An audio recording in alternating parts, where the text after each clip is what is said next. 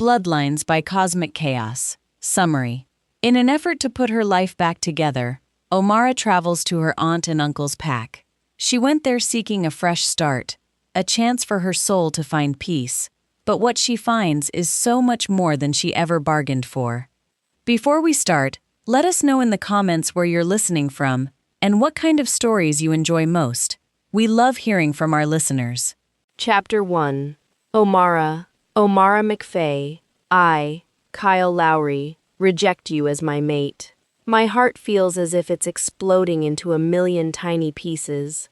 My lungs feel as though they're being crushed, leaving me wishing that death would embrace me and free me from this misery. It's been almost 3 months since Kyle rejected me in front of my entire pack during the pack's monthly pack gathering. Being the quiet and invisible person that I am, no one felt sympathy for me because technically, they never knew me. The pain of that day still radiates within me, but thankfully it's dulled ever so slightly, or perhaps I've just grown accustomed to the agony of it. Kyle wasted no time moving on and is now taking the former beta's daughter as his chosen mate, which works since he's the new alpha's beta, while I'm left alone, used and unwanted. A few days ago, my mother approached me with an idea of me going to my aunt's in the Northern Territory for the summer to see if it might help me to move past the horrible pain and depression that are slowly eating me alive. I've just finished packing, and after taking one last look around my room, I take my bags and head downstairs. "Did you take everything you'll need, Oh?" My brother, Liam, calls out from somewhere in the kitchen. I packed everything but the bathroom sink. "Where's Mom?" He walks out of the kitchen and into the hall, stopping directly in front of me. "She ran to fill the tank on the car and get you both some snacks for the trip." He hesitates and shifts awkwardly, then suddenly throws his arms around me. "I'm going to miss you so fucking much." "Aw, I'm going to miss you too, you big ape." Liam has never been one for words, but he's always been my rock. I honestly believe that if I didn't have him in my life, the rejection would have killed me. He held my hand, stayed with me and comforted me through the worst of it, and I couldn't love him more for it. Since that day, he's been in several fights and spent most of his time jumping to my defense, always standing at my side like a silent sentinel. Being the rejected mate has given my packmates endless ammunition to use as a means to torment me and completely obliterated the invisibility that used to protect me, but I still don't know what I ever did to them to deserve their hatred and torment. I went from being invisible to being a target overnight. Liam pulls away and I can see the tears glistening in his eyes, even though he tries to hide them away. I can hear the car. "You should get out there before she comes in and delays your trip with a walk down memory lane." We both chuckle softly and hug once more before I leave my home. I throw my bags into the trunk of the car, climb in the passenger seat, and as soon as I'm buckled, we're off. The first hour of our car ride is filled with only the sound of the music on the radio, and while the tension in the air is thick, the silence is most welcome, though eventually my mom decides to try and fill it. "Your Aunt Avery is excited to have you stay with them. She seems quite confident that you might find a second chance mate while you're there." I roll my eyes and shift to gaze out my window, wondering why the hell everyone seems so set on shoving me off onto another mate as if it would fix me. A mate is the furthest thing from my mind, Mom. I know you've never experienced the pain of being rejected, but it isn't something I'll ever be willing to experience again. My voice breaks at the end as I choke back a sob. I know that, not having gone through it for herself, this is a foreign subject for her. It's as if she expects me to just pick myself up and dust myself off, then move on. But it's not that easy. How can you pick yourself up when your pieces are so fucking scattered? I know, sweetheart, but you really should open yourself up to the possibility because you deserve to be happy.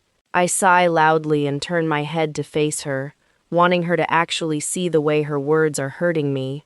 Opening myself up to the possibility of happiness is also opening myself up to the possibility of soul-crushing heartbreak. "If Dad died, would you just move on?" I know I might be pushing a bit too far, but so is she, and she needs to know that. I know she sounds like she's just trying to help, but she's been pushing this since mere days after the public rejection, and it's quickly taking its toll. It's not the same, Omara, and you know it. I feel something in me break before I even speak my response. You're right. If Dad died, you wouldn't have to see him walking around with the woman he rejected you for. You wouldn't have to live with the constant reminder that he chose someone else over you, that you weren't good enough. Those are the last words spoken during our 11-hour drive. We arrive at my aunt's just past 9 p.m., and I can tell that my mom feels as exhausted as I do. My aunt rushes out as we're closing the doors to the car and quickly pulls me in for a hug.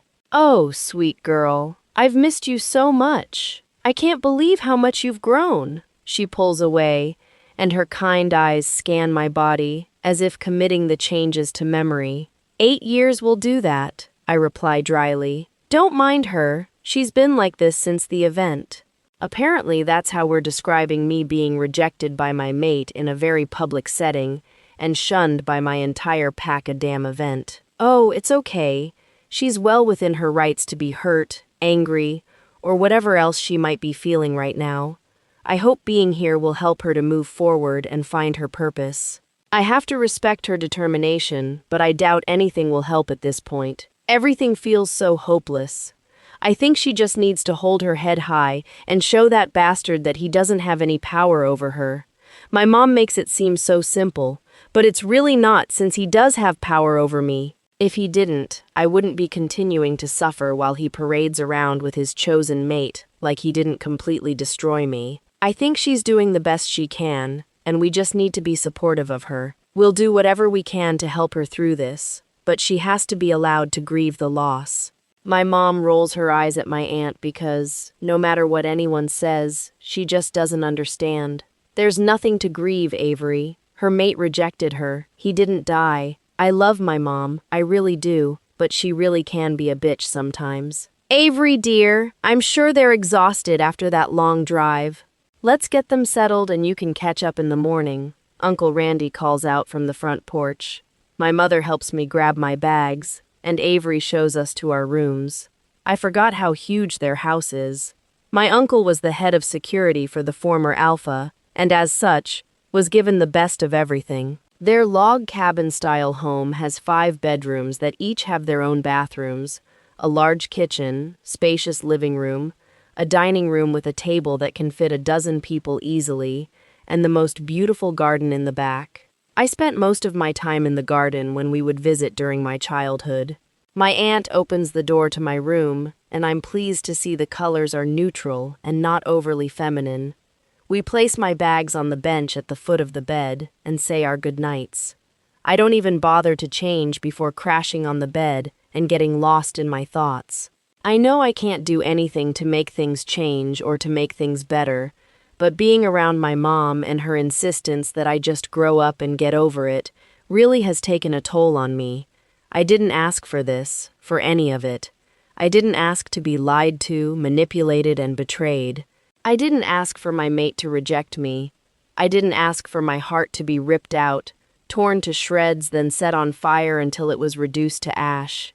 I didn't ask to be forced to endure the soul-crushing pain of seeing my former mate with the wolf he chose over me, the one he decided was more worthy than me. As with every night since that fateful day, I allow myself to cry until I have nothing left and finally succumb to the exhaustion of the day. Chapter 2.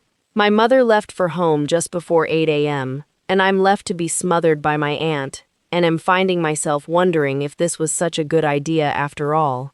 We just finished our breakfast when she begins her onslaught of questions. Omara, I know things have been hard back home, but how are you feeling now that you've had time for things to really sink in? I try to keep my tone in check as I respond. I feel like my heart was ripped from my chest, set on fire, and it continues to burn with the intensity of 1,000 suns. I notice the saddened expression on her face and almost feel bad for how I responded. Our neighbor's son is going to take you on a tour of the town around 9. I know you've been here before, but a lot has changed since your last visit. This evening we'll be having dinner with the Alpha and his ranking members. He likes to meet all newcomers personally. I nod, not interested in her dinner plans, or in being a part of them, but not wanting to ruffle her feathers too much on my first day here either. Okay, Is there a dress code for this dinner? She smiles and shakes her head softly. Just wear a nice pair of jeans and a clean shirt. The new alpha isn't big on formalities, the only exception being the pack celebrations. You'll be here for the spring ball, so we'll have to get you a dress made for it, but that's a few weeks away still. I nod again, hoping our conversation is almost through. What's the name of my escort for today? My attempt at a distraction from the tedious conversation clearly works. She smiles ear to ear and takes a seat in the chair beside me. His name is Blaine. He's a very sweet boy, but he can be a little shy. You should go get ready. He'll be here soon. I welcome the invitation to leave and quickly head to my room, easily deciding that this Blaine guy can't be worse than everyone else who's already tried to fix me. I slide on a pair of stone-washed skinny jeans, a burgundy t-shirt with a V-cut neck, and my black and white Converse shoes. I decide to pull my long white hair into a braid, then throw on mascara and eyeliner before deciding I'm done. I stare in the mirror and feel a sharp pain in my chest as I study the features that Kyle had once told me he loved so much. But it turns out he only said what he needed to in order for me to agree to mate with him, though he never planned to mark me. Once he got what he wanted, he rejected me and moved on without looking back. My white hair and pale turquoise eyes have always made me stand out among my people, all of whom have darker hair and most of them have brown eyes. The differences that made me stand out are why I always wore hoodies and hid everything unique about myself away. My mother attributed my unique looks to recessive genes, but I've always seen it as a curse. I spent most days hidden behind hoodies and loose-fit clothing. As if my pale hair and eyes weren't enough to set me apart, I'm also shorter and thinner than everyone else in my pack. I quickly blink away my tears as a knock on the front door echoes through the house. I slowly exit my room and walk down the hall where I can hear my aunt talking to someone, presumably Blaine. She should be ready any moment now. We really appreciate you taking time to show her around. Her voice is light and I can easily tell she's smiling. It's my pleasure, Avery. I step beyond the hall and watch as my aunt whips around, then places a hand over her heart and sighs with a huge smile on her face. Omara, this is Blaine. Blaine, this is my niece Omara. He steps closer to me and extends his hand, which I politely take for a friendly, though admittedly awkward handshake. It's great to meet you, Omara. Your aunt has told me so much about you. I smile, a forced one, but he seems to not be bothered by it. It's good to meet you as well. He walks back toward the door and stops just before stepping onto the porch. Shall we? I nod and give my aunt a quick hug before walking out the door with Blaine at my side. My wolf, Kira, seems intrigued by this wolf, but all I can think is that I want nothing more to do with being around unmated males. So, how did you get stuck with the job of being my tour guide? He chuckles and gives me an amused smile. Your aunt asked and I agreed. Where are you from? I smile at the simplicity and ease of our conversation, something that generally doesn't come easy for me these days. Whitecrest. He nods, but the look on his face tells me he wasn't expecting my response, probably because of the distance between the two packs. What brought you up to Ember Ridge? I figure this is the chance to make it known that I'm not interested in whatever kind of setup my aunt may be trying to arrange with this little outing of ours. My mate rejected me, and my family thought it would be good for me to get away, since I've been having a hard time moving past it. His brow rises, and he shakes his head slowly. Shit, I'm sorry. Some people don't realize that rejection isn't something you just get over. It's like having a piece of yourself die. It's been my experience that you don't get over it, but you do learn to live with it. I stop walking and stare at him, suddenly realizing why my aunt wanted me to meet him. You were rejected? He nods with a soft smile that's incapable of masking his pain. Last year. It still hurts, but now the pain is just in the background. It no longer cripples me. The pack doctor said that finding a second chance mate will cause the pain to subside completely, but I don't know that I'm interested in finding one. It's like he's in my head, and it's a mild comfort to know that someone else can understand what I'm feeling. That's what I keep trying to tell everyone. My mother said I should open myself up to the possibility of finding happiness, but after living with this pain, I don't know that I'd be willing to risk being rejected again. He puts an arm around my shoulders and nods his agreement. What was your mate's name? I take a deep breath and practically choke out the name I haven't spoken out loud since the day I was rejected. Kyle. Yours? His forced smile completely vanishes, and his voice carries an unbearable grief. Jacob. We both stop walking, feeling the weight of our heartache bearing down on us. He pulls me into his arms and we both break down into a sobbing mess in the middle of the sidewalk. It takes several minutes for us to regain our composure, wiping away tears and taking steady breaths. I see why my aunt wanted me to meet you. I honestly thought she was trying to set me up. He chuckles and shakes his head at me. You seem like an amazing girl, but I play for the other team. I can say, your mate was a blind asshole for rejecting you. You're a beautiful woman. I smile and take a long look at him. His skin is a perfect golden tan, his hair a medium brown, and his eyes are like pools of honey. He has a muscular build and is fairly tall. All in all, he's the whole package. I can say the same about yours. We return to walking the town with him pointing out several shops and a few restaurants that I don't remember being here during my last visit. We end up stopping for lunch at a small diner before he walks me back home. Omara, I must say it actually was great getting to spend the day with you. Maybe we can hang out again soon. I nod enthusiastically. I would really like that, thank you. I watch him walk away before heading inside and finding my aunt waiting eagerly just inside the door. So? I smile and pull her tightly in my arms. Thank you. She pats my back softly and squeezes me tight. Sometimes it helps just to know we aren't alone. Even with all my frustration this morning, I couldn't be more thankful for this woman than I am right now.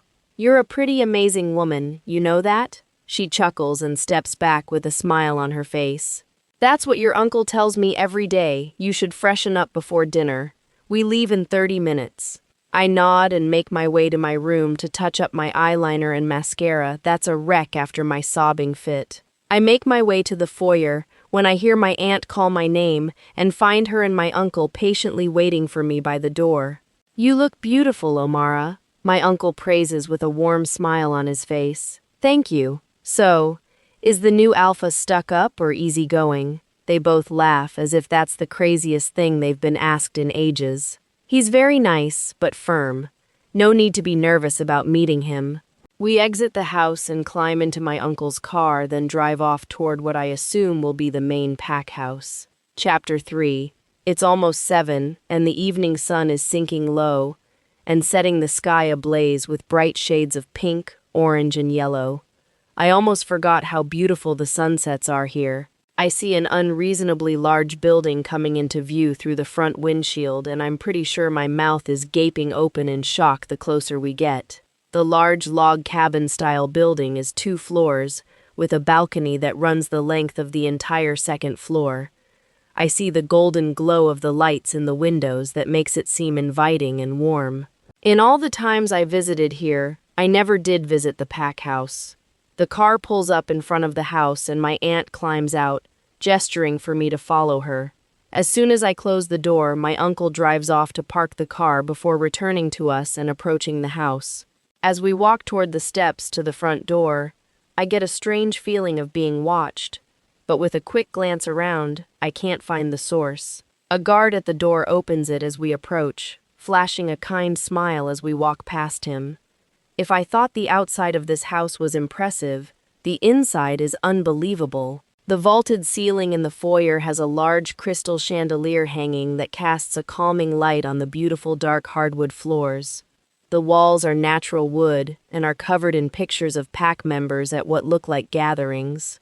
I'm scanning over the pictures when my uncle clears his throat behind me. Omara, this is Alpha Tristan. I turn to see a ridiculously tall man with broad shoulders, a muscular build, jet black hair that's medium length and hangs loosely around his face where his dark green eyes lie, framed by a set of long, thick eyelashes. Those green eyes are focusing on me, and the weight of his stare is intense, holding a greater command than that of the alpha of my own pack. I feel myself growing uncomfortable and quickly rush out a greeting in an attempt to ease the tension. "Hello, Alpha Tristan. It's a pleasure to meet you. Thank you so much for allowing me to visit your pack." He nods slightly, but his eyes never leave mine. "It's a pleasure to meet you as well, Omara. Please, follow me. Dinner will be served shortly." We all follow the alpha to a large dining room with a crescent-shaped table. I notice the many wooden chairs around the table with one much more extravagant chair at the center. He motions for us to follow him to our seats which, as it would happen, are right next to his. My aunt and uncle take the second and third seat down from his, leaving me sitting right next to the alpha with his strange and overwhelming stare. I lower myself into my chair, cross my legs, and clasp my hand in my lap. "So, Omara, your aunt was telling me that you're from the White Crest pack." I nod and smile nervously. "Yes, sir." I hear a strange rumble vibrate through his chest, a growl. "What made you want to come visit?" I sigh loudly and decide that I might as well relay my story, and I speak loud enough that the people who've joined us at the table can hear as well. My mate rejected me, and rather than suffering in soul-shattering agony as he dangles his chosen mate in front of me, my parents and I thought it would be best for me to visit my aunt and uncle so I could have a chance to find some kind of peace. I look over and see his eyes glowing, and it's the most unnerving thing I've ever seen. He turns his head away for a moment before returning his eyes to mine, but they're back to the piercing green from when I first saw him. "I'm so sorry you had to go through that. I couldn't even begin to imagine what you had to endure." I shrug softly and lower my head, my eyes fixed on my hands in my lap. "No, sir." "You can't." My aunt nudges me in my side in warning. "I find your honesty refreshing.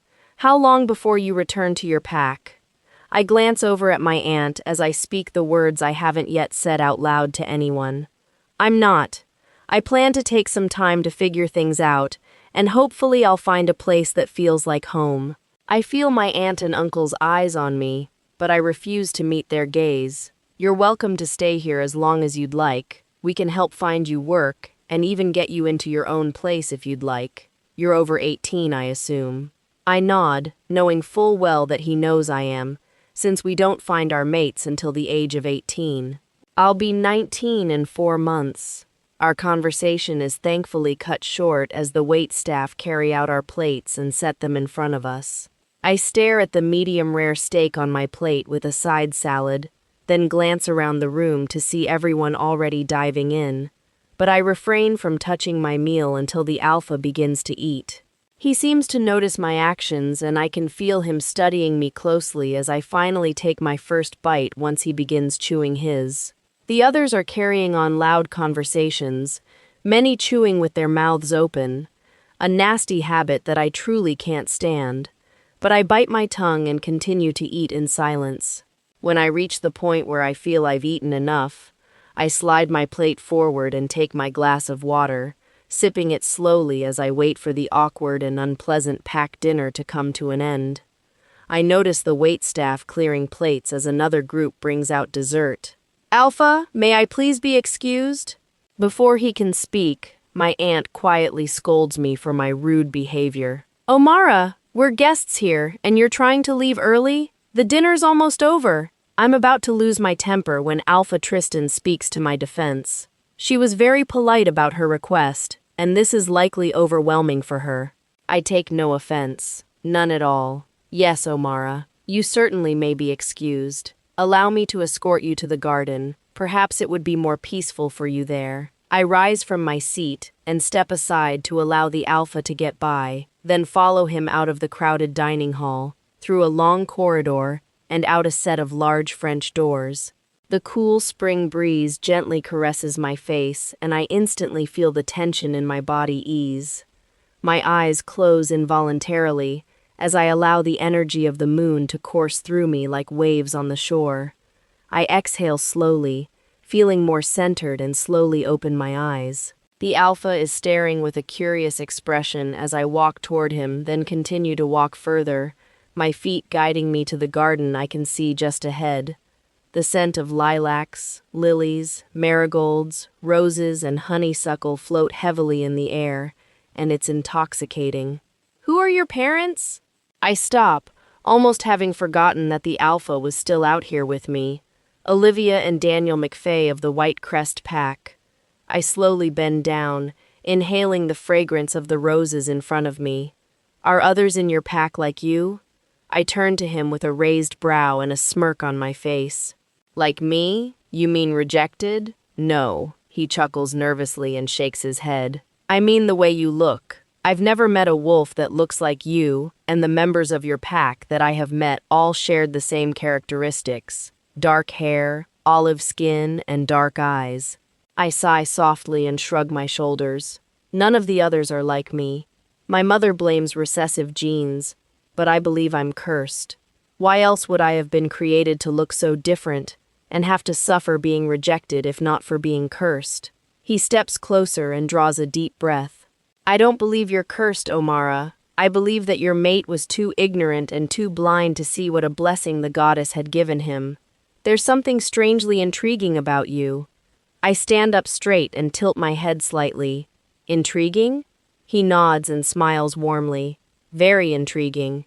I shrug and begin walking slowly, slipping deeper into the garden. I've been called many things in my life, but intriguing is a new one.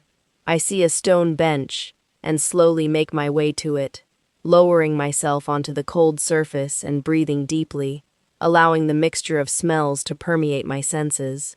"What of your alpha? Did he do nothing to ease your suffering through your rejection?" I sigh softly and slowly shake my head.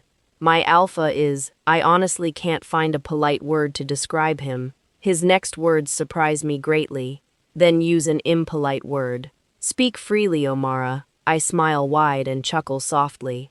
"My alpha is a callous, arrogant, self-righteous dick," he chuckles loudly, not pulling any punches I see. I let my smile linger and let out a weighted breath. "I'm sorry. I shouldn't have spoken poorly of Alpha Andros." He places a hand on my shoulder, and a shiver shoots down my spine from the unexpected contact. "Don't apologize. If he were a good alpha, his pack would have no reason to speak poorly of him. Besides, I've met Alpha Andros and he really is a dick." We both burst out laughing, only to be interrupted by my aunt's voice calling out to me from the porch. "Omara! We're getting ready to leave." I stand and turn to the alpha with a warm smile. "Thank you for dinner, and for the reprieve from said dinner." He chuckles and takes my hand in his, raising it to his lips and softly kissing the back of it, my body shivering once again from the contact. "It really was a pleasure. Be safe, Omara." I nod and return to my family to go home. Chapter 4. Omara. I've spent almost every day with Blaine and have found it strangely comforting to have someone I can talk to who doesn't treat me like I'm overreacting. After trying so hard to get my mom to understand and failing to get through to her, it's nice to have someone I can just open up to without judgment and without having to worry that they'll feel that my feelings aren't justified. We've had a lot of enjoyable conversations, and I can say without a doubt that he's the first true friend I've ever had. Today he took me for a walk and then to the pack library, and I've been skimming through books on wolf bloodlines for the last hour, though I'm not entirely sure of what it is I'm looking for. I don't know what I had hoped to find, but even my wolf seems pretty insistent that we try to figure out more about where we come from. Maybe I'm hoping for answers about why I'm so different, or maybe I hope to find something that will make me feel like less of an outcast. "Omara, I need to go help my mom with some things. Were you wanting to walk back? Or did you have more reading you'd like to do?" Blaine gives me a playful smile, clearly already knowing my answer. "I'd like to research a few more things, but if you want me to walk with you, I can. I can always just come back here tomorrow." He gives me a quick hug and shakes his head. "I think I'll survive the walk home alone. If you need me to come get you later, just let your aunt know." I smile and quickly nod my agreement. He leaves me alone to delve deeper into the ancient bloodlines, seeking insight into my own line, though nothing I've found so far has provided me with answers. After my talk with the Alpha, I realized that he was onto something. I've never once seen another wolf like me, And if my mother was right about it being recessive genes, then there'll be others like me in our family line. It's been 3 hours since I got here, and I'm staring blankly at a book that's proven to be yet another dead end. My eyes are burning and my brain is overwhelmed by all the useless knowledge I've flooded it with since I arrived here. Hard at work studying your family's history, I see. The deep, commanding voice floats from behind me, the authority in his tone undeniable. I was trying to find the records of my family's bloodline, but it's like finding a needle in a haystack. Or maybe a needle in a needle stack would be more accurate. I huff out in a frustrated tone as I shove the current book away from me. I hate to admit defeat, but I've searched through every book here that could possibly contain information that would be useful, but not a single one mentions anything about my family's line containing strange ancestors like me. You said your family's last name is McFay, right? I nod and watch as he walks past me and begins searching the bookshelf on the other side of the table I'm sitting at. The bookshelf I already scoured over an hour ago. He pulls out a book, flips through several pages, then sets the book in front of me, while pointing at a tree with the name McFay above it. I saw that one, but there's nothing of use in it. I also looked for my mother's bloodline, thinking maybe the traits I ended up with came from her side. But hers doesn't have anything useful either. He walks over and sits on the edge of the table, a clearly thoughtful look firmly taking over his handsome face. I can send a request to the council for their head of the genealogy department to look into it for you. It might take a little while for them to get back to us, though, and we can even submit a DNA sample for analysis. Well, it's not like I haven't already exhausted all my other options here, so I don't really have much to lose. I would really appreciate it. I honestly don't even know why this feels so important to me, but I just feel like I need to know. I'm not sure it makes sense to him, but he does nod his head in agreement. All right, well, let's go to the elder's office and submit the request. I follow him out of the library and down the street for about 2 blocks, stopping in front of an older building that resembles a courthouse. This is Elder Taruz. He's our pack historian. He works very closely with the council and was personally responsible for aiding the genealogy department in documenting the family history for the members of our pack some 30 years ago. We walk up the stone steps, and the alpha knocks loudly before opening the door. We walk in, and I take in the sight of thousands of books randomly stacked and scattered throughout. As we walk into what I assume is the living room, an elderly man with white hair and glossy brown eyes steps out of a room to the left. Alpha Tristan, to what do I owe the honor? Tristan steps closer and motions for me to come to him. This is Omara McFay. She wishes to learn about her family's bloodlines, but we've hit a dead end with the records in the library, so I was hoping you could help submit a request to the council for them to search her family's bloodline and get us anything they can find. The elderly man steps closer to me, and I see a spark of something in his eyes as they go wide. You are a unique young wolf, aren't you? Let's go fill out the forms and I'll send them right over. We should hear something back in a week or so. We spend almost an hour filling out the request, then getting a DNA sample, then leave the elder's office after he promises to have everything sent off right away. I understand wanting to know more about who you are and learning more about your ancestors, but is there something specific you're looking to learn from this? I shrug my shoulders, unsure of why I feel so damn driven to dig deeper into my family's origins. I don't know if it's something specific per se. I guess I kind of hope that I'll find some answers about why I'm so different. Maybe I can stop feeling like a walking curse if I know I'm not the only one like me. He nods his head, though I'm not sure if it's an acknowledgement or understanding. I still don't think you're cursed, Omara. I believe the goddess has a plan for you, and will reveal the path when the time is right. I can tell he believes what he's saying, but it's just really hard for me to see it. Well, I hope you're right. Surviving this crap just to find out that this is all my life was meant to amount to it would really suck. He gives me a sad smile, but nods. Well, I can't say I disagree, but I don't think this is the plot of your story, just the end of a chapter. When it's time, you'll turn the page, and that's when the real story will begin. He always speaks with such conviction, such certainty. While I may not be inclined to believe what he's saying, part of me really wants to. Who knows, maybe you're right. Maybe the information the council finds will help start the next chapter. I'm trying to be positive, goddess. How I'm trying. Well, I guess we'll have to wait and see what they find. Come on, why don't you let me drive you home? I nod, then reluctantly follow the Alpha to a car that's parked in front of the library, climbing in and silently contemplating the natural disaster that is my life. We arrive at my aunt's house, and before I climb out, I turn toward him, not meeting his eyes. Thank you, Alpha Tristan. He grabs my hand before I can slide out, and another icy chill runs down my spine. You're meant to be so much more than the pain you carry. I don't know why you've had to suffer so much, but I do know that you're destined for something much greater.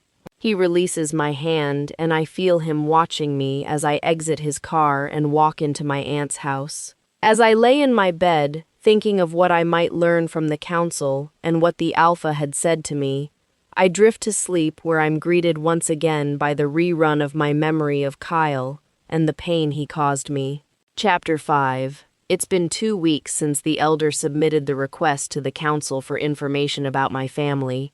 I've visited the elder twice since then, and he's filled me in on some of the things the genealogy researcher has found, though none of it gave me answers about why I'm me. After I last spoke with him 2 days ago, I felt myself losing hope, but then he requested that my aunt send me to see him an hour ago, and now I'm in his office, waiting for him to finish making tea so he can tell me what he found out. I won't bother wasting either of our time beating around the bush, young wolf. The research into the bloodlines didn't yield any results, but the DNA test certainly did. You are a descendant of one of the most ancient bloodlines, the Onkuntaria, or Moonborn. It was believed that your bloodline had ended more than a century ago, and yet, here you are. You're a testament to the greatness of our goddess and the powers that she possesses. Your line was one of the greatest, and I'm sure you have noticed that your wolf's abilities are unlike any others. Your speed, strength, senses, and perception are unmatched. I'm not sure who the people are that raised you, but I can assure you that they're not your birth parents. With the council having nothing documented about your birth or you being adopted into your pack, there's nothing I can do to provide answers for how you came to live among them. I think that, for now, you should give yourself time to come to terms with this new knowledge, and after you have accepted the truth for what it is, perhaps then you can seek further answers from your adopted family.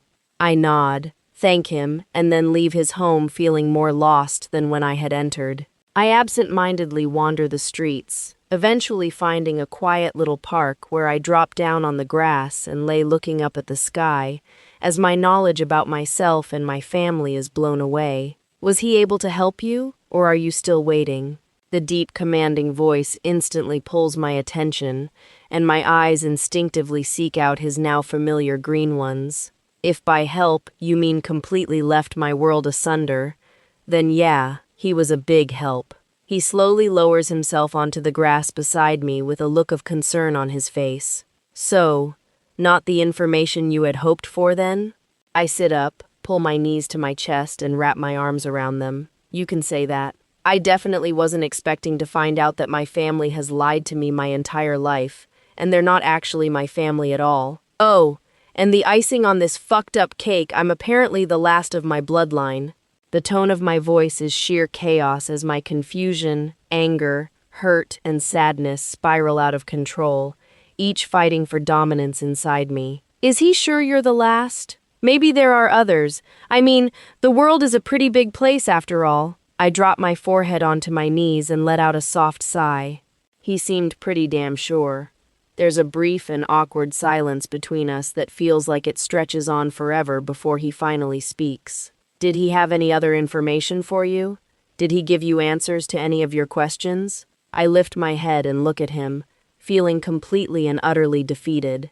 He told me to give myself time to process the information and then suggested I seek further answers from my family. It's not that he didn't give me any answers, but the few he was able to give me only left me with even more questions. I rise to my feet and give him a weak smirk. And you said I wasn't cursed. He stands up, brushes off his pants, and lets out a heavy sigh.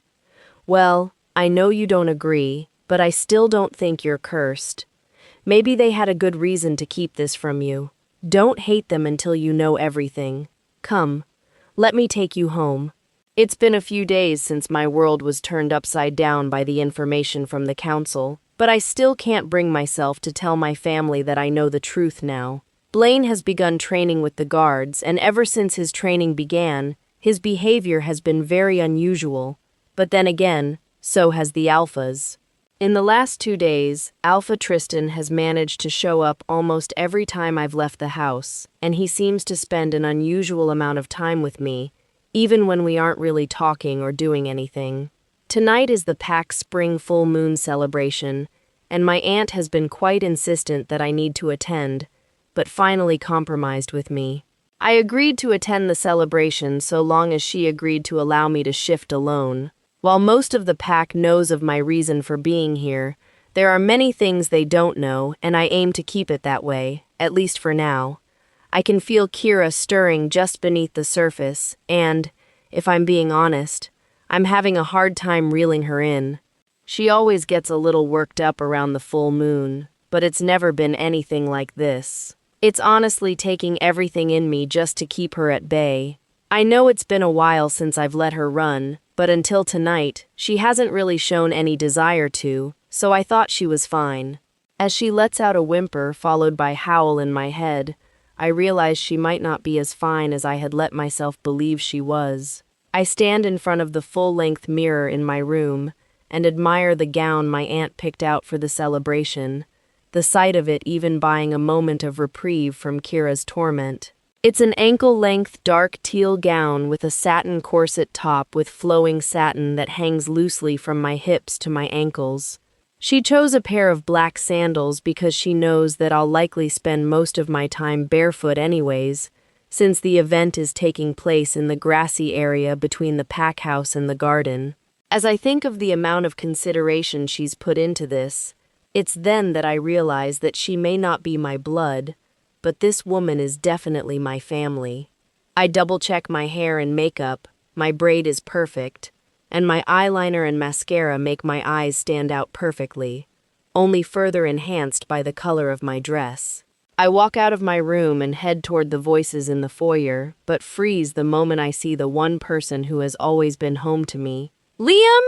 I shout as I rush to him, throwing my arms around his neck as he wraps his around my waist and gives me a bone-crushing hug. "Goddess, I've missed you, oh."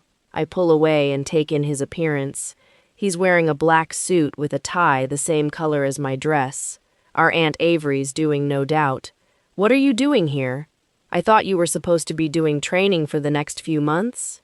He smiles and kisses my forehead just like he always does. "I had a little help. I wanted to be here for you during your first shift here. I already knew that when you left you wouldn't be coming back, so I wanted to spend some time with you, and this gave me the perfect excuse." I hear the sadness in his voice and it crushes me. "I wanted to tell you, Liam. I'm so sorry, but I just can't be there anymore. I can't force myself to suffer through that hell anymore." He smiles, then places his hand softly on my cheek. "I know and I understand, oh. If this is what you need to do, I 100% have your back." He gives me a reassuring smile, the same smile he's given me any time I needed comfort. "Wait, you said you had help?" I look at my aunt and uncle who quickly shake their heads, so I look at Liam in confusion. "Alpha Tristan contacted me. He made all the arrangements for me to come. He's clearly a better alpha than ours, that's for sure." I couldn't agree with his statement more. "Okay, you two, we need to get going or we'll be late." We all hurry out to my uncle's car and leave for the pack house. Enjoying the story so far? Don't forget to like the video, subscribe to the channel, and let us know your thoughts in the comments. Chapter 6. We pull up to the house and find a place to park among the sea of cars, then make our way toward the crowds of people standing around the inside of the pack house. Liam is the ever-caring brother and makes sure he's always at my side as we follow the people through the pack house and out to the yard behind it that's beautifully lit with fairy lights and hanging lanterns.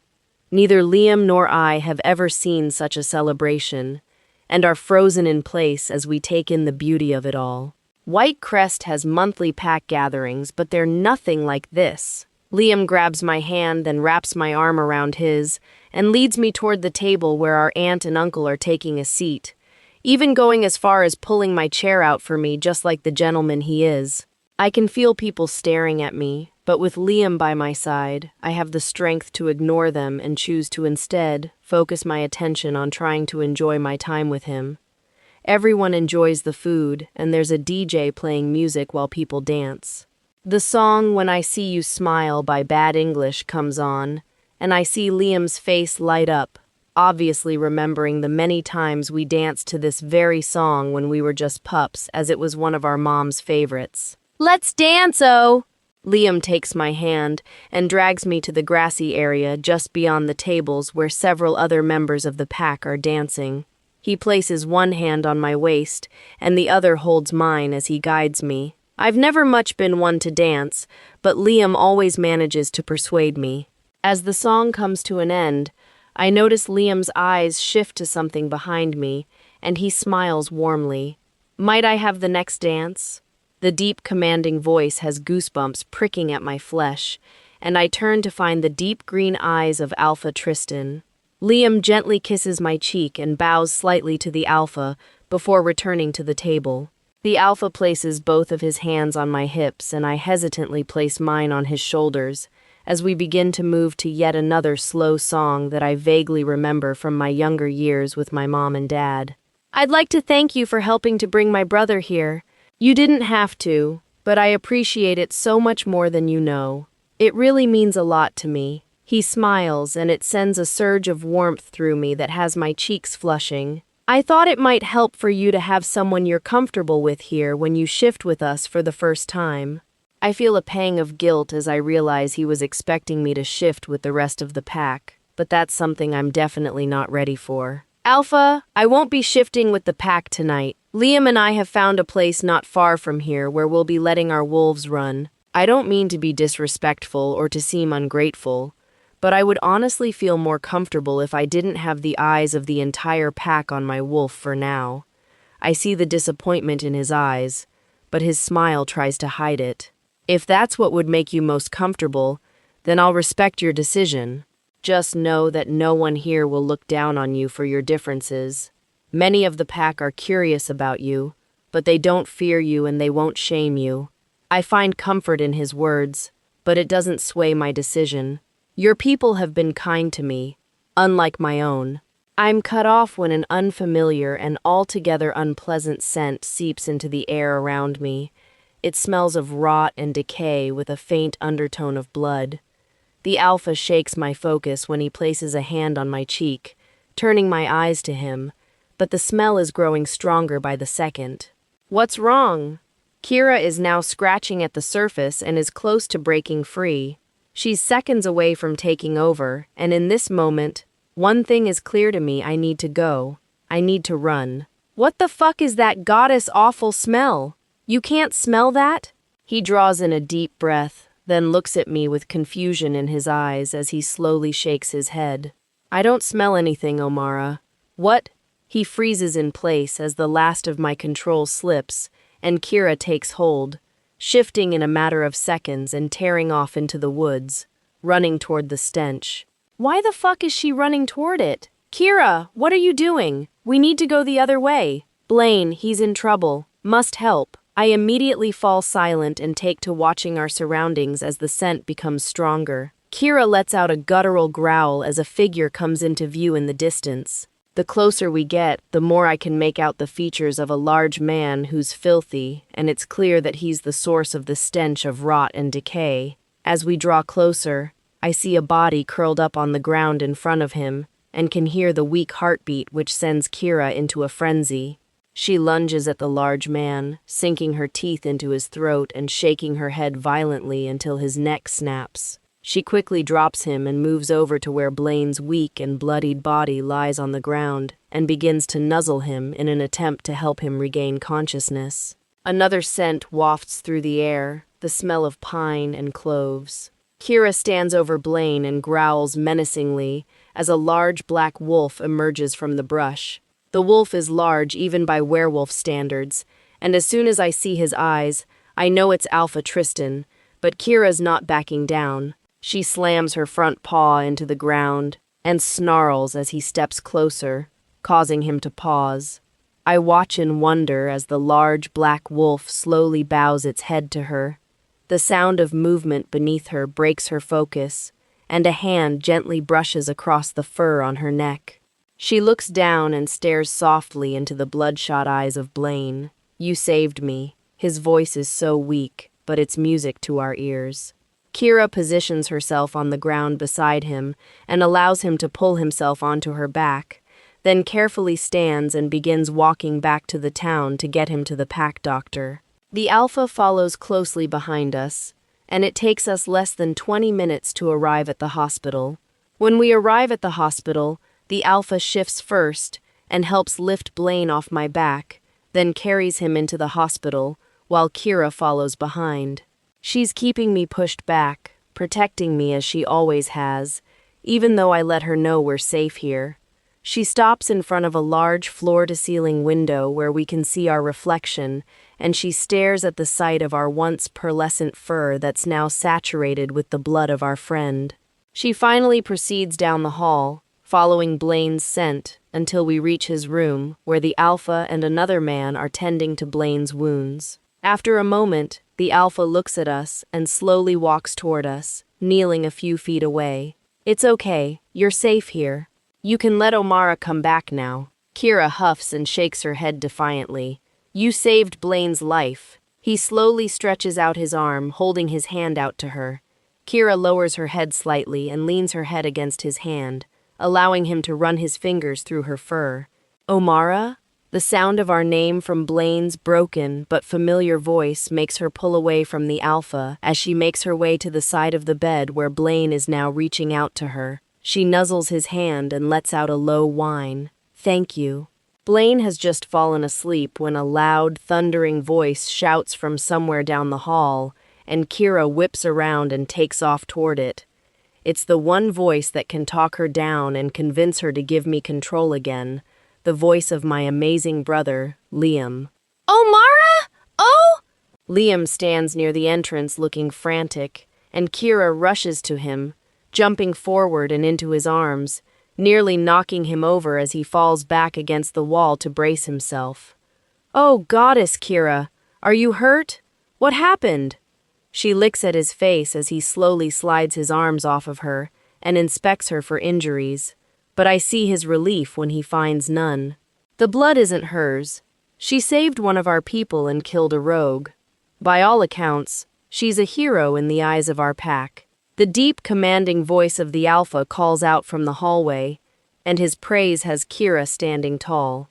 "Kira, it's safe now. Please let Omara come back. I promise you that you both are safe." "I won't let anyone hurt her." She stares into Liam's eyes, and I feel her retreating and pushing me forward as Liam grabs a white coat off the hook by the door and places it over me. I'm on my knees on the cold hospital floor as Liam pulls me to him, hugging me tighter than ever. "Oh, we should go get you cleaned up. You're looking a little like a serial killer right now." I chuckle softly and nod at him. "Omara, my people owe you a great deal. You not only saved Blaine tonight, but likely many others as well." I shake my head and lower my gaze to the floor, hoping like hell that he can't see how red my cheeks are. I was only doing what I needed to in order to save my friend. "I'm going to go get cleaned up." Liam grabs my arm and gives me a strange look that has my brow furrowing. "If Avery sees you like this, she'll lose it, oh. She'll absolutely go apeshit." I let out a sigh, knowing he's right. "Let me take you to my place."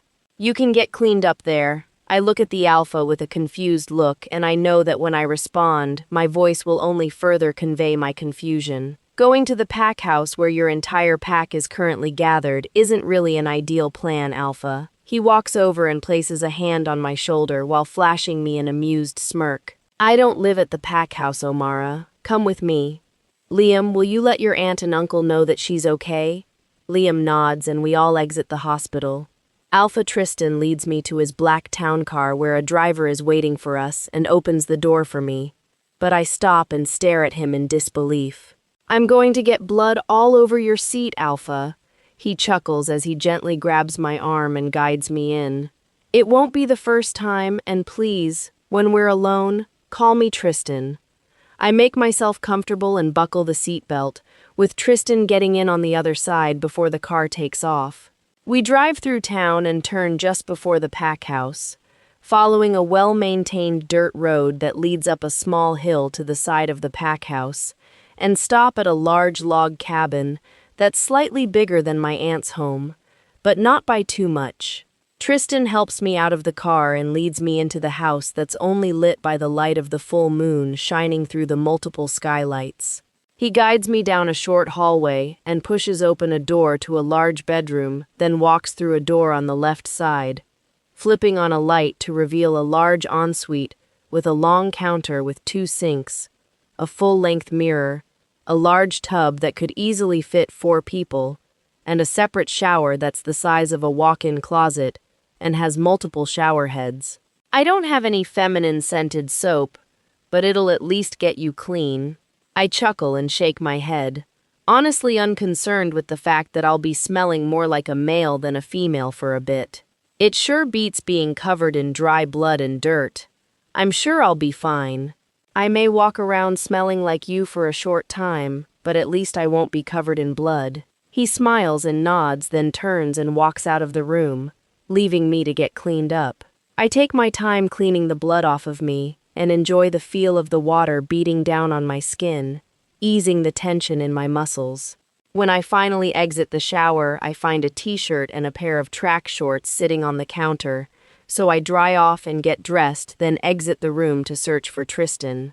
I hear noise down the hall and follow it to a large kitchen where Tristan is standing, making coffee. He turns as I enter the room and smiles warmly, which has me blushing yet again for reasons that I don't understand. I've never been a shy person, but I can't seem to stop blushing. "You look much better, Omara. Do you drink coffee?" I slowly walk to the island in the center of the kitchen and lean forward on it. "Yes, black, please." He looks surprised by my answer, but grabs a cup and pours the coffee, then slides it over to me. "I see why you were concerned with the others seeing you shift, but I can assure you, the only thing the pack felt when they saw your wolf was awe." I take a greedy drink from my mug, savoring the slightly bitter taste before swallowing and praying like hell that he can't see the blush that's returning to my cheeks for the umpteenth time. "I'm sorry you had to find out the way you did. I wasn't sure how to even go about telling you about her." He walks over to me and leans on the counter beside me. "You have nothing to apologize for. You saved one of my people, possibly more. I've never seen someone shift that fast, and your wolf, she's unlike anything I've ever seen. Her color and size are remarkable, to say the least." I smile at his complimenting words, and Kira seems pleased to hear them as well. She certainly is a remarkable creature. He turns toward me, leaning on one elbow as he looks at me. "You both are." Before I can respond, there's a knock on the door, and he quickly exits the kitchen to answer it. I brought her phone and a change of clothes for her. Avery has had a bit too much to drink and is in a panic. I told her that Omara will be staying with Blaine at the hospital. I doubt she wants our aunt to be smothering her right now. I walk out to the foyer to see Liam standing at the door. Wet strands of my white hair hang loosely around my face, and a smile instantly finds its way to my face just at the sight of him. "She can stay here for the night. I'll take her to see Blaine in the morning." Liam's eyes shift from the Alpha's to mine, and he smiles widely. "Oh, you're looking much less murdery." We both chuckle as I make my way to him and pull him into a tight hug. "Thank you." He pulls back and gives me a strange look. "For what?" I smile and tilt my head slightly. "For handling Auntie, for calming Kira, and for being there for me like you always have, even though you didn't have to." I see the shift in his expression as it fades from confusion to resignation. Maybe it's my tone, or maybe he sees something in my eyes, but I need him to know that I finally know the truth, and I need him to know it's okay. You know? I nod softly, but my smile never fades. I do. You may not be my blood, but you are and will always be my brother. I love you, Liam. He pulls me tightly to him and kisses my temple. Blood doesn't make a family. Oh, love does. I love you too. He finally pulls away and leaves the house, looking back to smile and wave before disappearing down the hill. You'll be staying in the guest room tonight, and I'll take you to see Blaine in the morning. Are you okay with that? I nod and smile, finally feeling the recent chaos in my life starting to settle. Chapter 8. Kira is acting rather strange, pushing forward even though I don't currently feel the call of the moon pulling us, and there's no threat in sight. Tristan seems to notice my struggle as he steps closer and grabs my chin gently, tilting my head until his eyes are staring into mine. I'm sorry. I don't know what's coming over Kira. Something has her worked up, but the little shit won't tell me what's wrong. She's been like this all night, even before the pack celebration. He studies me closely, and I watch his eyes shift as flecks of gold appear, and they begin to glow. His wolf is showing himself. Yet this change somehow calms Kira, and I feel her relax and slowly retreat. How? You aren't my alpha, so how did you get her to respond to you?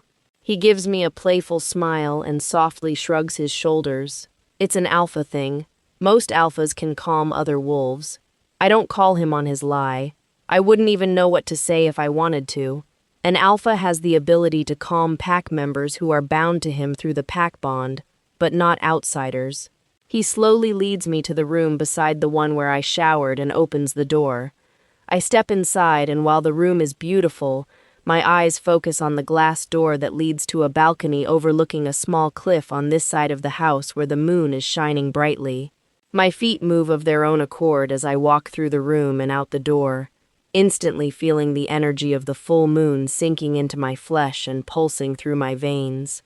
I feel his presence behind me, but he remains quiet as I bask in the warmth of the goddess's energy. My skin glows under her light, and while I know he can see it, I don't feel afraid as I normally would. Something about him seeing me, the real me, is comforting. It's a relief to know that someone sees the side of me that I've hidden from everyone, even Liam, for my entire life. I don't know why I feel so safe around him, like I know deep down that he won't judge me, that he won't hurt me. I turn to face him, not sure of what I'll see, but the glow in his eyes tells me that he's accepted what I am, or at least his wolf has. He takes a step closer, his eyes scanning my body as if he's trying to understand what he's seeing. His fingertips graze the skin on my arm, sending chills down my spine, while his eyes follow the movements of his fingers with expert precision, and a low growl rumbles out of him. I can tell by his eyes that his wolf is in control, and while the thought of an alpha who's lost control to his wolf should terrify me, I find myself intrigued. "What's your name, Wolf?" His eyes flash to mine, and a deep growling voice answers me. "Neuro." His eyes remain on mine as he studies me closely. "It's an honor to meet you, Neuro." I bow my head slightly, but he catches my chin and raises my head until our eyes meet again. The child of the goddess bows to no one. I stare at him curiously, wondering what the hell he's talking about. "Do you know who I am, what I am?" He nods as the glow in his eyes intensifies while he flashes me a wolfish grin. "All of my kind know of you. Our humans think you to be nothing more than a story in their history books. Your mother was the last of her kind until you came along, and with her death, you are now the last. You are a miracle in a world that needs one. Can you not feel your connection to our goddess?" I nod my head, knowing I've always felt the connection, but never truly understood it. According to this wolf, I'm a child of the goddess, but I really don't want to believe the goddess would let her child suffer through what I have. I know the elder said I'm moonborn, but I'm not really sure what that means. Does Tristan know what I am? He shakes his head firmly, no hesitation whatsoever.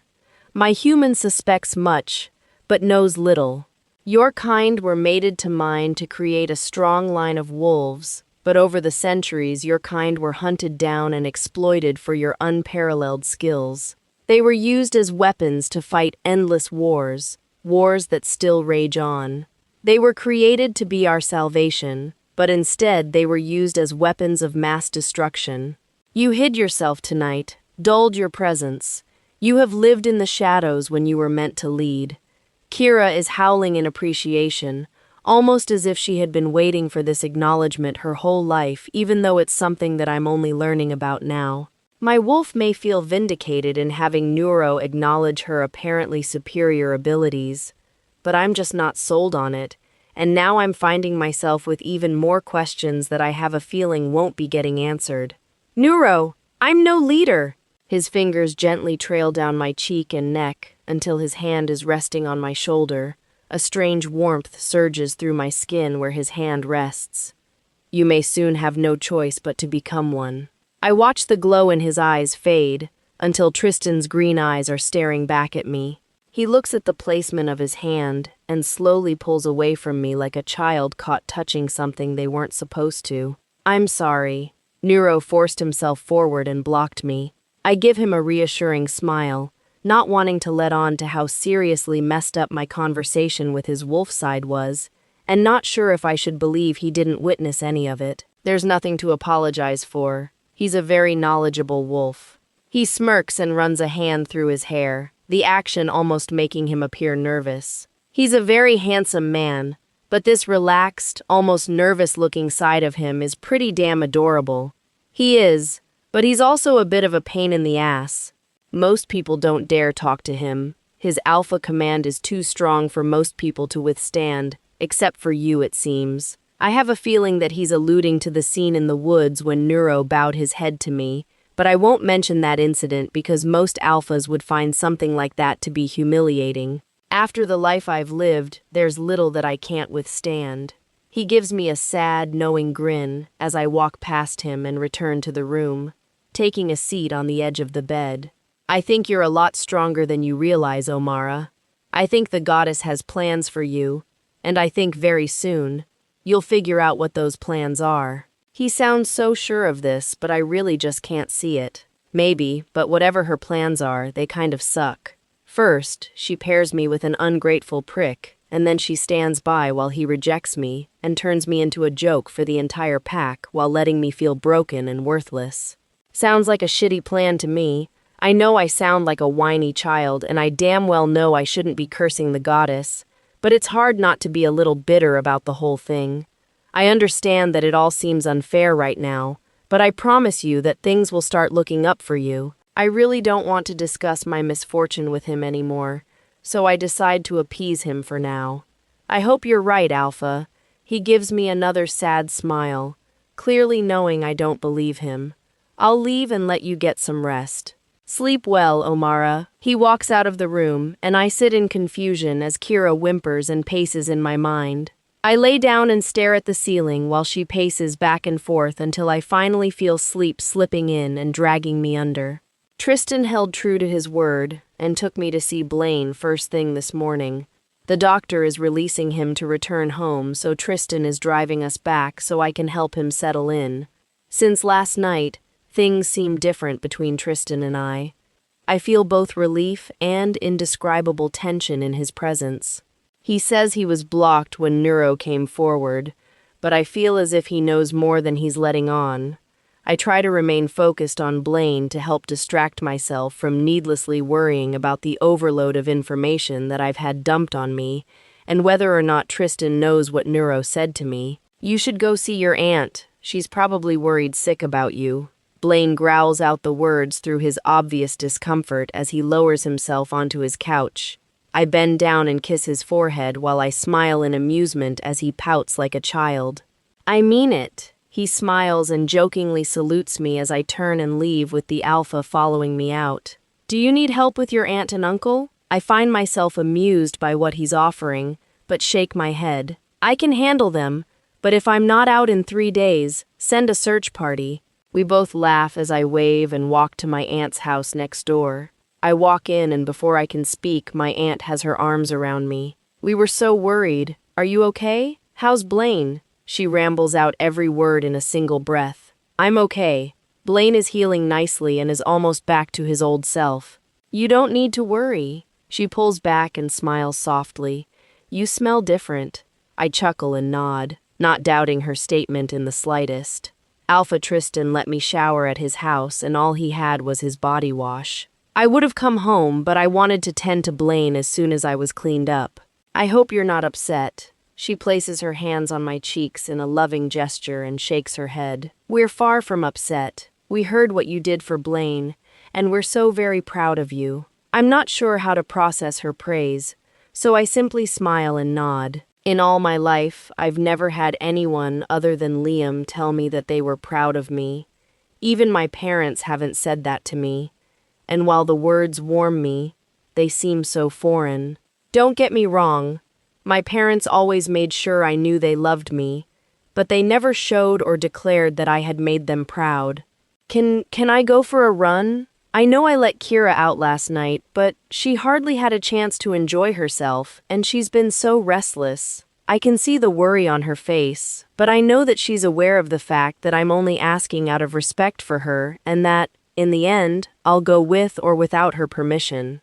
Please be careful, Omara. You may be strong, but there's great danger beyond our borders. I nod and exit the house, making my way to the tree line. As I reach the first tree and breathe in the thick forest air, I call forth Kira and allow her to take the freedom she so deeply craves. She rips through the barrier and takes off through the trees at breakneck speed. We pass by several of the border patrol guards as we run through, finally reaching a clearing with a clear pool of water at its center. We reach the water's edge and I can feel her emotions surging. I can feel her confusion, her anger, her sadness, and most of all, her loneliness.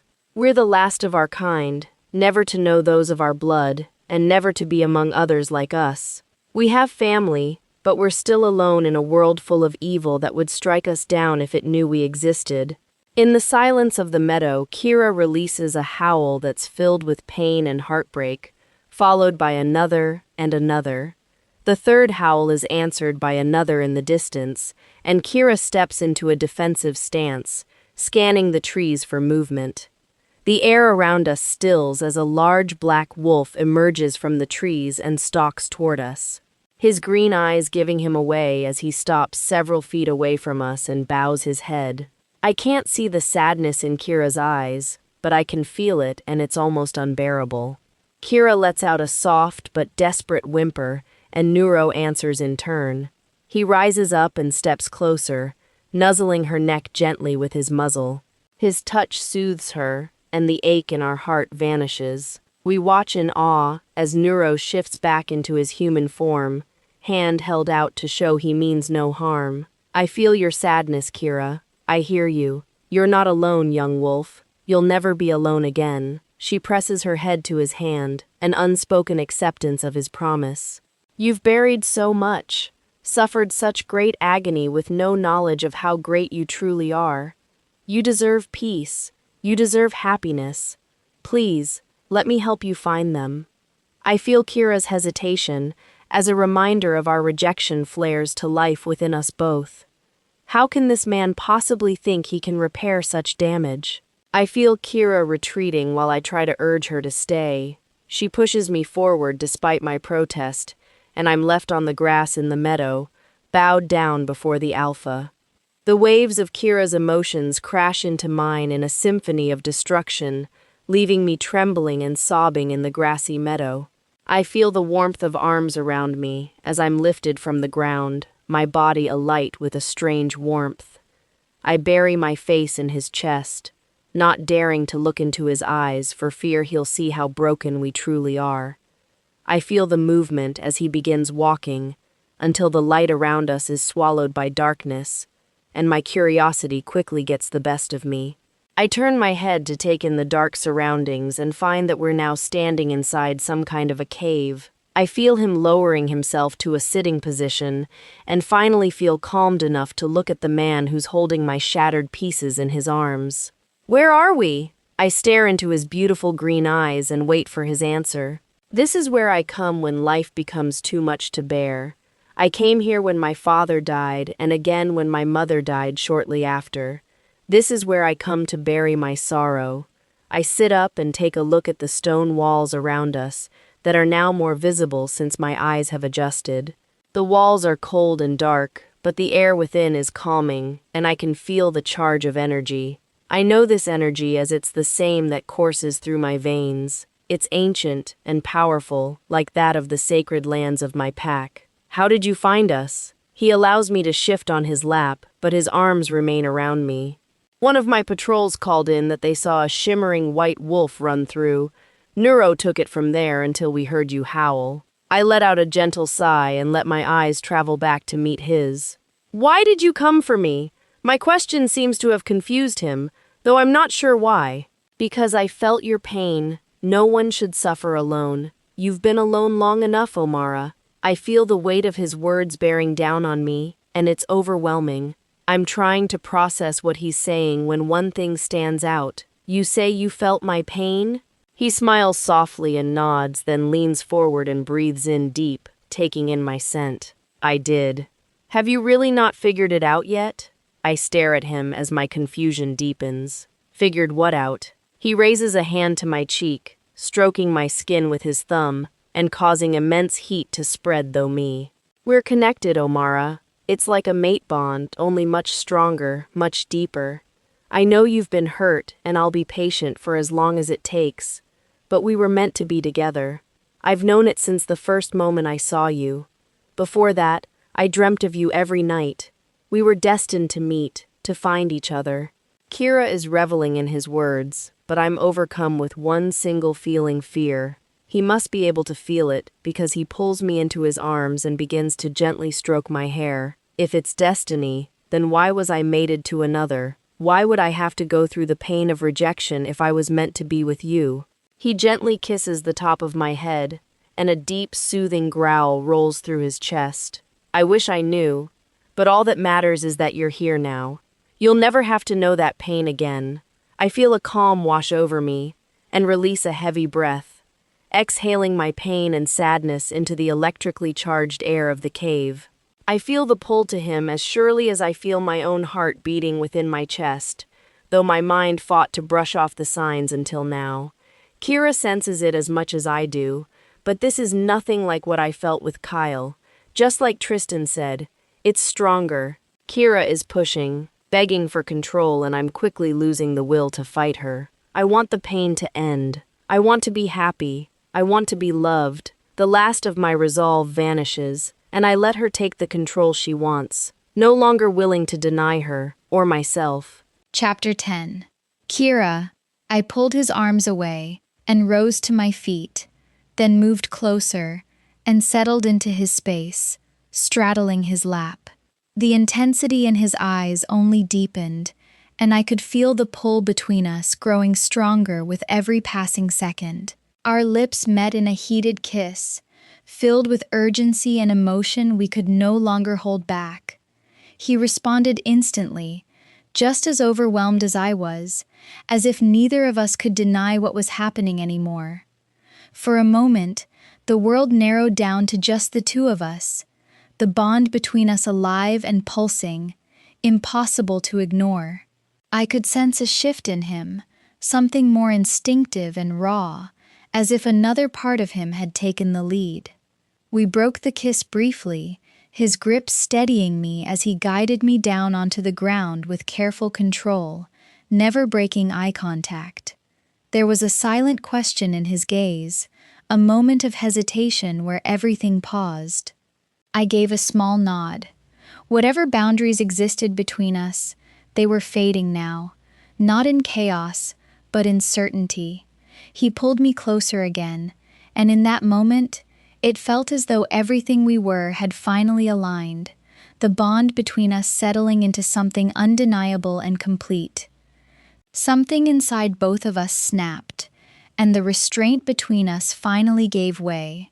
The intensity of the moment deepened, emotions spilling over as the bond between us surged with overwhelming force. Everything around us faded until there was nothing left but feeling, raw, consuming, and impossible to resist. In that moment, instinct and emotion blurred together, and all the walls we had built began to fall.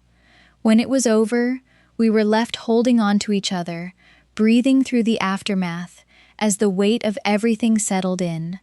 A mark of acceptance remained between us, a silent symbol of everything that had just changed. For a brief moment, I felt a flicker of fear at what had been done, but it was quickly replaced by something stronger, a strange sense of belonging I couldn't deny. Slowly, I let go of control, allowing the bond to settle between us as everything shifted into something permanent and undeniable.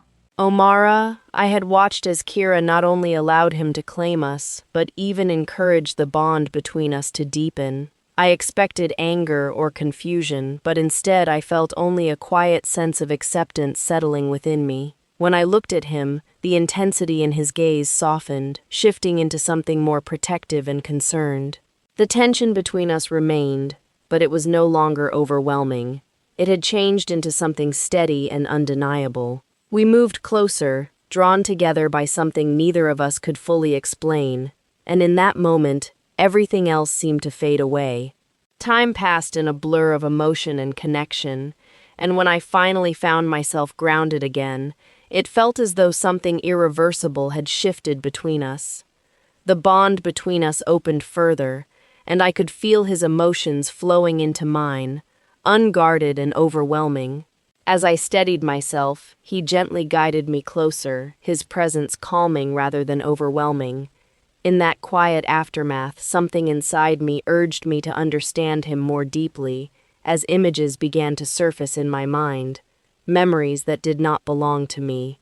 Yet another image comes forward, only the boy is now a man, and the wolf is now a woman, she's me. I watch as I walk toward him, and can't help but wonder if that's how he truly sees me. I watch as I approach him, but when he reaches for me, he pulls me into a loving embrace. The next image is the most surprising by far. The man is no longer in a field, but is standing at the window at the front of the pack house, watching as a car approaches and I climb out of the car, accompanied by my aunt. I feel the excitement, fear, and love he felt in that moment. I know the other visions were dreams, but the last was clearly a memory, and it has my heart swelling. To know that he had waited his entire life for me is more than overwhelming. I open my eyes and am immediately met by his. And now you know. I waited a lifetime for you, and I would have waited 1,000,000 more. The goddess never let me forget who was waiting for me, and I never stopped waiting for you. I feel his love burning through me, quickly melting away my past heartache and sadness. You'll never have to wait again. For better or worse, I'm yours. The truth of my words both warms and terrifies me. And I'm yours, my queen. Let's take you home. He wraps me tightly in his arms and carries me out of the cave. We walk through the forest with not a word spoken, but the emotions flowing between us are loud and clear. I have no doubt that he's my heart and soul. I never thought that when I found my happiness, it would be with him, and it would be so all-consuming. I rest my head on his shoulder, with my face buried in his neck, and drift into a peaceful sleep with the sound of his heartbeat soothing me as he carries me home. Enjoying the story so far?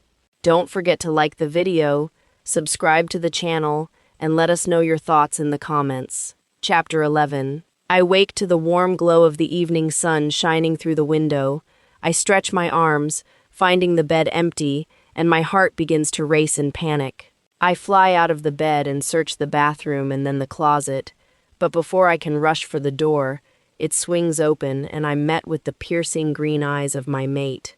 He looks like he's unsure of whether to be amused or concerned by my unnecessary panic, but I'm just relieved to know it wasn't all a dream. I made dinner while you were asleep. Are you okay? Is everything all right? I let out a sigh of relief and nod, feeling slightly embarrassed by my current state, though my embarrassment is nothing compared to my relief. Yeah, I'm okay. Just had a moment of temporary insanity, but it's all good now. Wait, you cooked for me? The gesture clearly surprises me, and he smiles proudly, clearly pleased with my reaction. Yes, I cooked dinner and invited your aunt, uncle, and brother. I figure we have much to discuss, and it's best we get it out of the way now, since I have absolutely no plans of letting you go, now that I have you. I hadn't even thought about my family, and a sudden pang of guilt pulls at me. But the fact that he's making it very clear that he wants me and accepts me helps to ease my guilt greatly. That was very thoughtful of you. I'll get cleaned up and make myself presentable, then I'll be right out. He walks up to me, pulling me into his arms and kissing my head gently. I feel a warm, tingling sensation wherever he touches me, and I can't help but love how it makes me feel. I had my beta, Wes, bring some clothes for you. They're in the dresser, and there are some outfits in the closet as well. I pull back, rise up on my toes and press my lips to his, which has him tightening his embrace and deepening our kiss. Then he slowly pulls back, with a soft smile lighting up his face. You should get ready before I end up postponing our plans with your family, he said with a low smile. If it were up to me, I'd keep you here with me a little longer.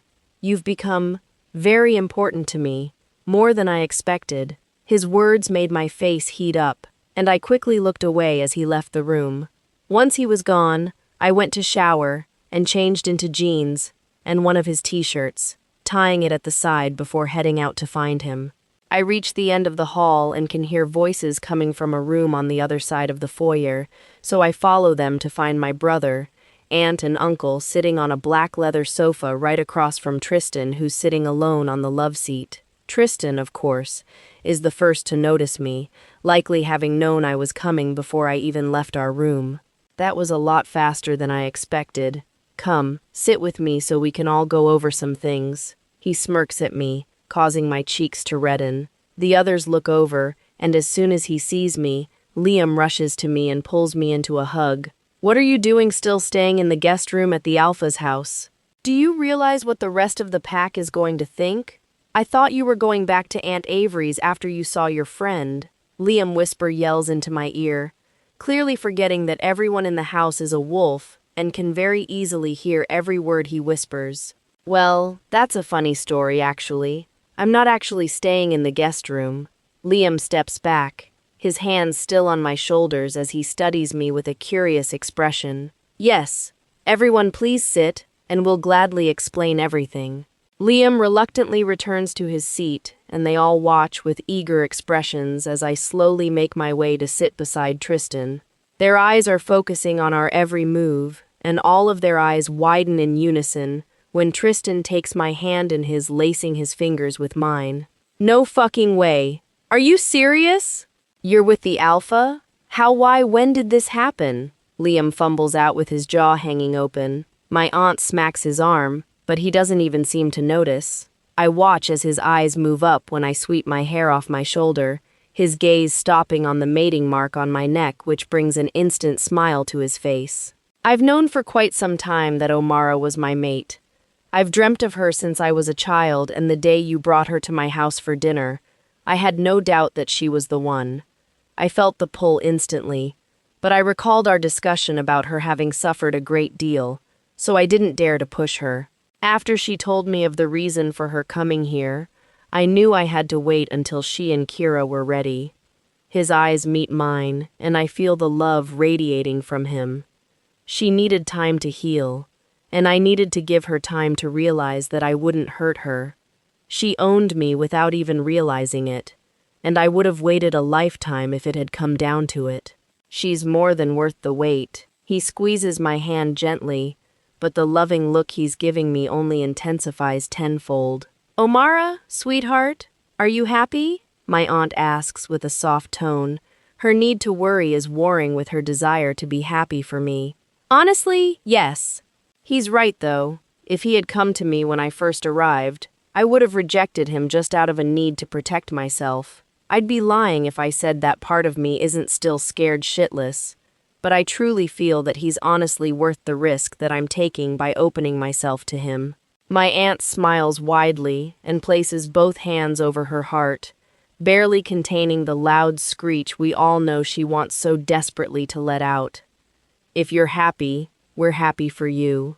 My uncle chimes in, granting us the rare privilege of hearing him speak. Why don't we sit down for dinner and we can cover any other questions there? Tristan stands up and pulls me up into his chest, then breathes my scent in deeply before kissing my forehead. He leads the way to his dining room where the table is already set and the food is already laid out perfectly. Tristan sits at the head of the table with my uncle on the other end, me at his right, Liam at his left, and my aunt at the right of my uncle. We enjoy light conversation and laughter in between answering every question they have during our meal, and for the first time in a long time, I feel whole. Chapter 12. A week has passed since Tristan and I marked each other, and only 4 days since he made the announcement to the rest of the pack. The rest of the pack welcomed our union, and they've all been kind toward me, something I'm still getting used to.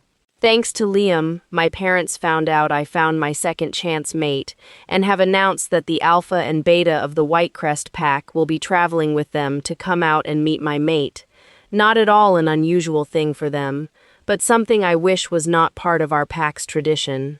This means my former mate, who's now the Beta since the former Alpha stepped down a week after I was rejected, will be coming to meet my current mate, but the thought of it doesn't bother me nearly as much as it would have only weeks ago. I've just finished my first cup of coffee while Tristan is at the training grounds, when Kira begins to stir.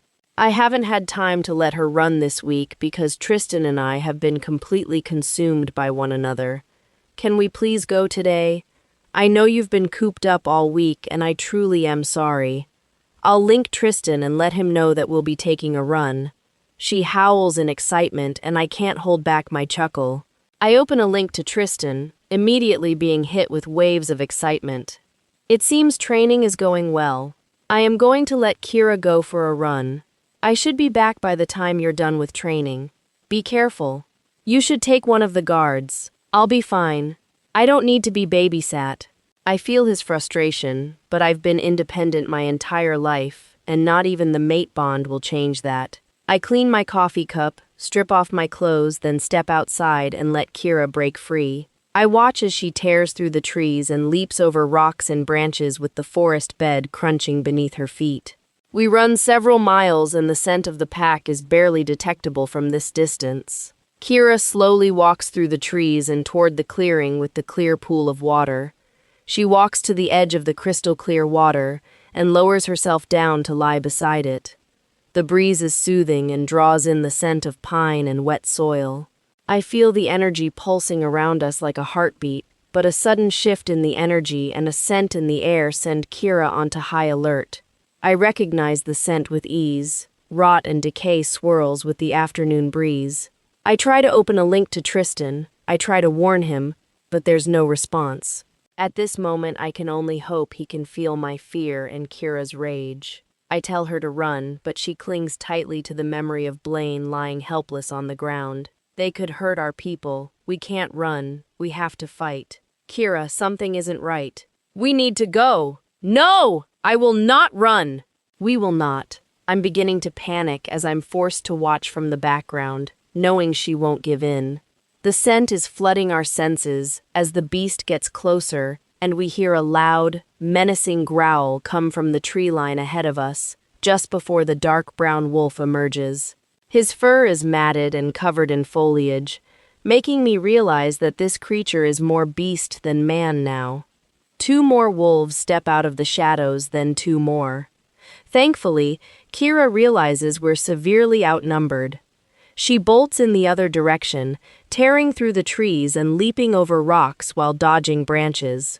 We can hear their thundering footsteps behind us, and she leaps high, managing to land on a branch that sits more than 15 feet off the ground. As one of the wolves steps around the tree and stops below us, she pounces on him. She takes him down quickly before moving ahead, slipping into a nearby bush to wait for the next rogue to appear. We watch as 2 wolves step into the small clearing in front of the bush, and she lunges at the wolf that's closest to us. She attacks swiftly, taking down one before immediately turning to the next, striking with relentless force until both are defeated. 3 down, 2 to go. She hears more footsteps and quickly rushes into the trees and stops when she comes face to face with the large brown wolf. He snarls and growls and is answered by a deep, angry howl in the distance. I know Neuro is coming, but I can't sit around and wait for him to show up. The wolf leaps at us, but we dodge quickly and collide with another one. Before we can react, Neuro bursts out from the trees and takes down the smaller wolf, while Kira focuses on the larger one. We bring him to the ground, rolling until I end up on top. He manages to strike our side with his claws, but the pain only fuels Kira's fury. She counters with a fierce attack, bringing him down completely. A victorious howl escapes her as Neuro joins in relief. He quickly shifts back, and Tristan drops to his knees beside us, checking for injuries. Kira, it's safe now. I feel Kira slowly push me forward, leaving me on my hands and knees on the forest floor. Are the rogues usually this bad here? I pant out as I raise my eyes to meet his. In my 5 years as Alpha, I have never seen one until the attack on Blaine. We need to get back and warn the others. I nod, and we both run the rest of the way to the pack house. By the time we arrived at the pack house wearing ill-fitting clothes that were found in one of the stash boxes in the woods, my wounds are almost healed. We go straight to Tristan's office where he instructs his beta, Wes, and head guard, Titus, to meet us. I've seen both around the pack, but have only formally met his beta, Wes, so far. A few minutes after he links them, both men walk in, and I know they can smell the rogues' scent and blood on us both. 5 rogues breached our border and attacked Omara before being taken down. Their remains have been cleared to the western side of the territory. The head guard stepped forward, lowering his head slightly. Alpha, we haven't had a rogue attack since before you took over as Alpha. They started after your mate arrived, before he can finish his thought. Tristan lets out a deep warning growl, but I'm curious because I know there's more to what he's trying to say. I place my hand on Tristan's thigh and give him a gentle squeeze. Titus, please continue. Tristan places his hand over mine and laces our fingers, then gives Titus a nod, letting him know it's okay to continue. Everyone in our pack who was at the spring ball saw her and knows she's special, so it's no surprise that they're talking about why the rogues would start showing up after she arrived. They don't blame her for the attacks, but they all seem to be of the same mind, insisting we protect her. Their wolves demand that they protect her. Without warning, Tristan grabs my waist and lifts me out of my chair that sits next to his, then places me in his lap, wrapping his arms around me tightly. I think it might be time to pay Elder Taru another visit, see if he has any useful information. Wes and Titus nod in agreement, while my mind wanders, but not to thoughts of the rogues. My thoughts shift to the unwanted visit from my former Alpha and worthless former mate that will be arriving tomorrow. I'll dispatch guards to clear up the bodies. Tristan nods at Titus, who quickly leaves, likely to supervise the task. Well, you two should go clean up before that rogue stench seeps into the furniture. Wes smirks and shakes his head at us, then makes his way out of the office. I do believe he just implied we stink. Tristan's mock offense is comical, but the second I lean in to breathe in his scent, I have to admit Wes was right. Dear goddess, he's not wrong. Let's go wash away this crap. I prefer the scent of my mate untainted by rogue blood. When I go to stand, he quickly stands behind me and sweeps me into his arms, carrying me out of his office and out the front door of the pack house. I can walk. My playful tone has him smiling brightly as his hold tightens. And I can carry you. I love the feeling of having you in my arms, and I waited a lifetime for it, so I'm making up for lost time. Brief flashes of the memories he shared with me pop up, and I can't even deny the truth in his words. Besides, I honestly love being in his arms, so we're both getting what we want without the need to compromise. As soon as we're back home, we get showered, eat dinner, and then spend the rest of the night lost in each other until we can no longer fight our exhaustion. Chapter 13. Morning comes with the blinding sunlight flooding the room through the window of our bedroom, reminding us both that we forgot to close the drapes before falling asleep in each other's arms. I slide out of the bed while Tristan still balances between the realm of dreams and consciousness, making my way to the bathroom to quickly shower and push through my morning routine. In a matter of a few hours, I'll be facing the man who threw me away like trash. As I stare at my reflection in the full-length mirror in the walk-in closet, I realize that I'm not really nervous about seeing him now, and I know I have Tristan to thank for that. You look stunning, Omara. My eyes lift to meet his gaze in the mirror, and I can't even fight my smile. I was thinking maybe we could eat breakfast with the pack today. Since discovering that Tristan is my mate, I have yet to eat with the pack. My heart knows they're nothing like my old pack, but my mind still clings to the abuse and torment from my former pack members. Thankfully, Tristan has let me move at my own pace, but it helps that he's seen the memories of how I was treated in the past, so he knows the reason behind my fears. Are you sure? I barely have time to nod before he closes the distance between us and pulls me into his arms. I'm sure. It's time to put the past behind me. You and this pack are my present and my future. He places a soft kiss on my temple, then quickly grabs a black t-shirt and a pair of light blue jeans, throwing them on before rushing to get his boots on. Are you ready to go? His wide smile is contagious, and when he holds out his hand to me, I don't hesitate to place mine in it and let him lead me away. When we arrive at the pack house, no one shows that they're surprised to see me walking in, but they do all look happy as Tristan and I walk in, hand in hand. We take our seats at the head of the crescent table, and I don't miss the ear-splitting grin on Wes's face. The kitchen staff bring out large trays of food that are filled with everything from eggs, sausage, and bacon to waffles, French toast, and pancakes.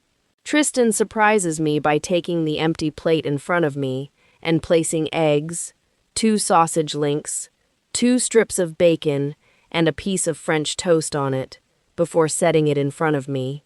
I know these are your favorites, but is there anything else you would like to try? I'm so glad the goddess blessed me with such a thoughtful and observant mate. No, this is perfect, thank you. He bends down and gives me a sweet, chaste kiss, then starts filling his plate. We eat as the pack carries on various conversations, and I realize that this is something I was missing in my old pack, a sense of acceptance and belonging. I finish my meal and, without giving it much thought, I grab my plate as well as several others that were stacked at the end of the table and carry them to the kitchen, while many of the pack members watch me with confusion and, if I'm correct, a little curiosity. Oh, let me get those, Luna! The woman by the sink seems almost panicked to see me carrying the dirty dishes in, but I offer her a warm smile as she takes the plates from my hands. Thank you. Would you like help getting the dishes washed? Now the poor woman is staring at me like I've grown a second head. Oh no, we've got them. But thank you, Luna. She gives a slight bow of her head before setting the plates on the counter with the other dirty dishes. Just as I turn to head back to the dining hall, I stop when I see Tristan standing in the doorway with his arms folded over his chest and an amused smile on his handsome face. My goddess, you really are perfect. Come. Our guest should be arriving any minute now. He offers his hand, and of course, I accept it as I let him lead the way to his office. No sooner than we step through the doors than I hear Kira's voice. They're here! The words are delivered on a growl as she begins pacing in my mind. They've arrived. Why don't you go speak with Mary in the kitchen and have her make coffee and tea for our special visitors? I see the mischievous look in his eyes, and I already know what he has planned.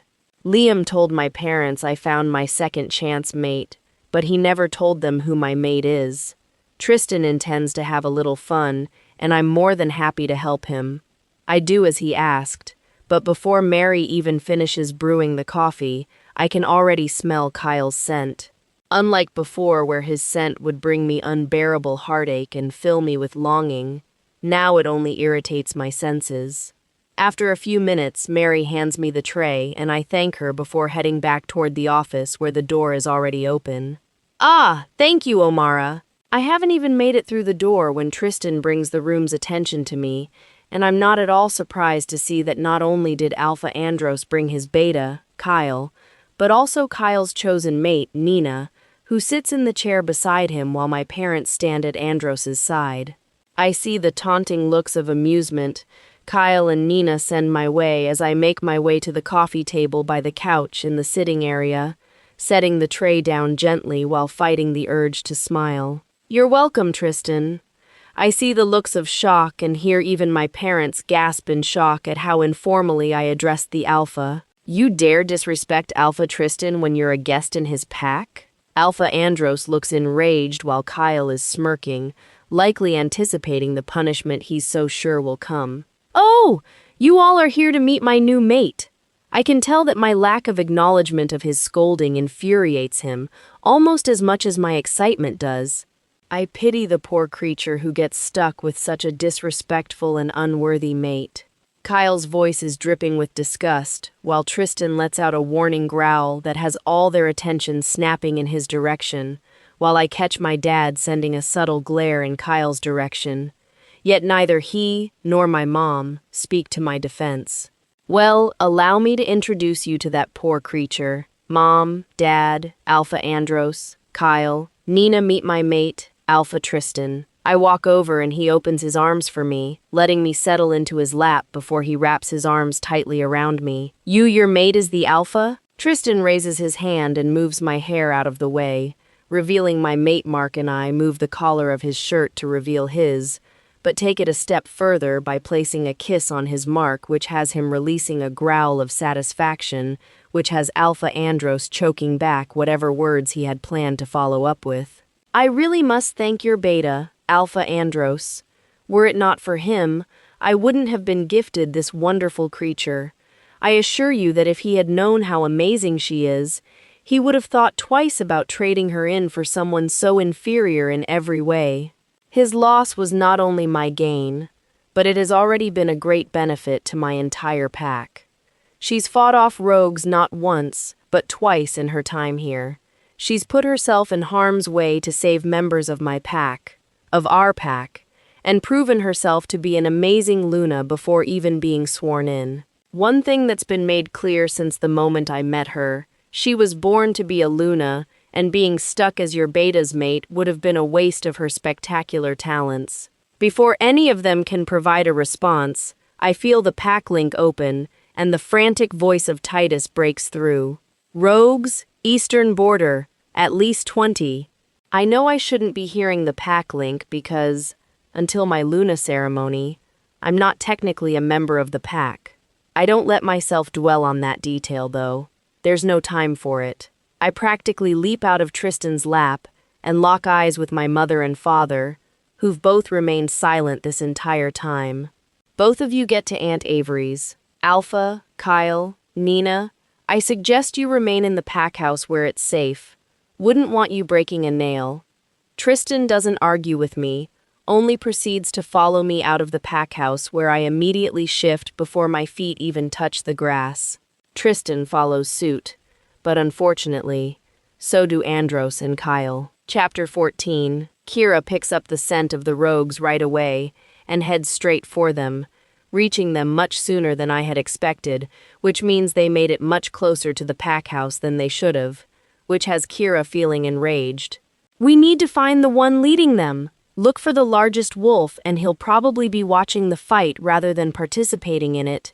I heed Kira's advice, scanning the forest around us until I spot it, a large tan wolf with matted fur and wild eyes that are observing the fight taking place before him. I see Tristan's black wolf tackle a rogue that had been charging at me, then make the split-second decision to slip around the fight and get behind this rogue leader. I succeed at getting around the fray and slowly make my way toward the bastard in charge, lunging at him the second I'm within attacking distance and catching him completely off guard. I pin him beneath me with my claws digging into his neck, just to the point of breaking skin. Tristan, can you hear me? I feel warmth flood through me seconds before his beautiful voice responds. Omara, where are you? I inwardly smile at his concerned tone, then push through the image of what I see around me. I have their leader. We need to get him back to the dungeon. I hear an amused huff come through before he responds. I'm on my way, beautiful. Just had to save your ex-mate's ass. My laughter fills our link until I see him break through the trees. He shifts back into his human form, giving me a perfect opportunity to appreciate his gorgeous body shamelessly. Shift. The wolf beneath me tries to fight the command, But it's pointless when his wolf realizes that even I am too strong for him, so no way in hell could he take on Tristan. His bones begin to break and reshape until I'm standing over a dirty, malnourished man. "You attacked my pack, mutt. You will give me answers, but for now, you'll go sit in a cell while we clean up this mess." I turn my head when I hear footsteps approaching and find Titus coming up with a pair of silver shackles. I move aside and let him take the man away, then watch my mate shift before we head back to the fight.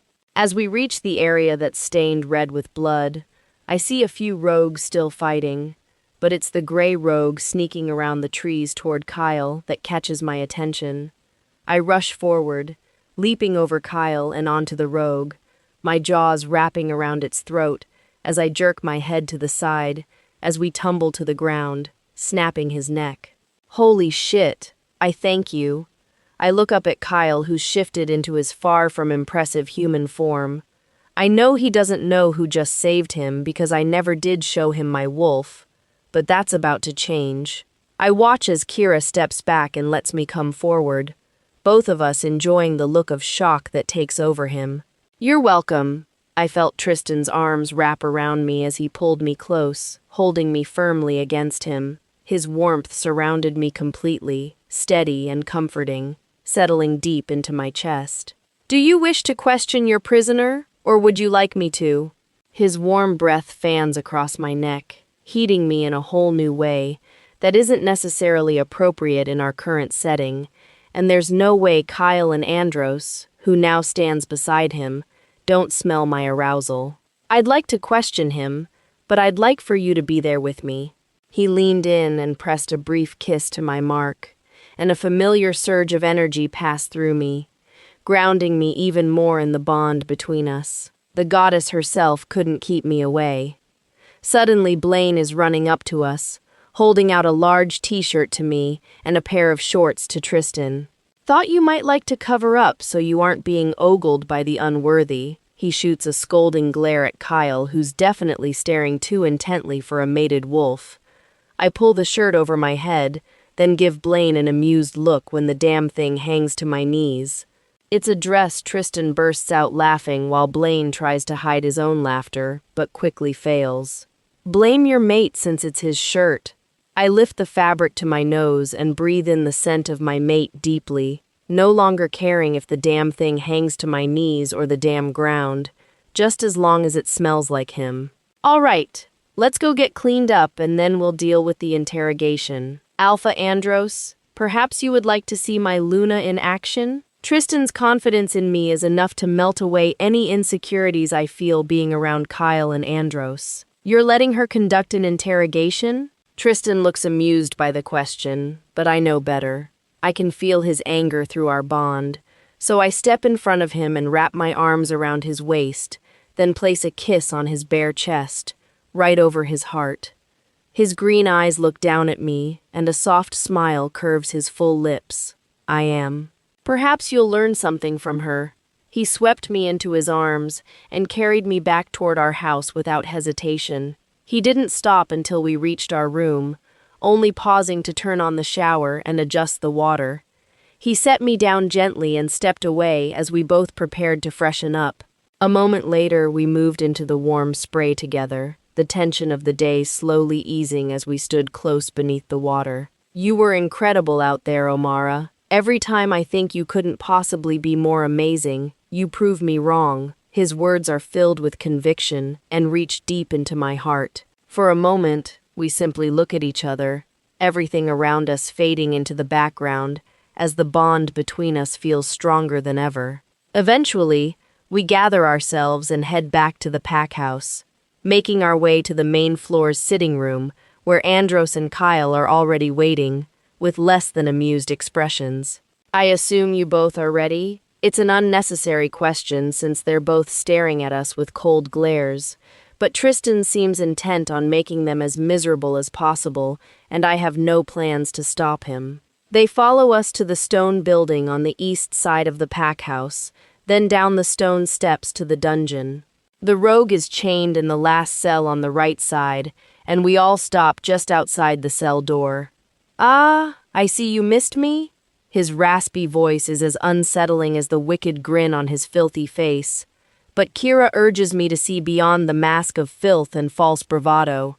Open his cell door, please. Tristan doesn't hesitate, but I can feel his worry. Even though he's not comfortable with this, he still trusts me, and that means more than anything right now. He retrieves the keys and opens the door, but he stands in the open doorway once I step inside, making sure he's close enough to jump in if anything should happen.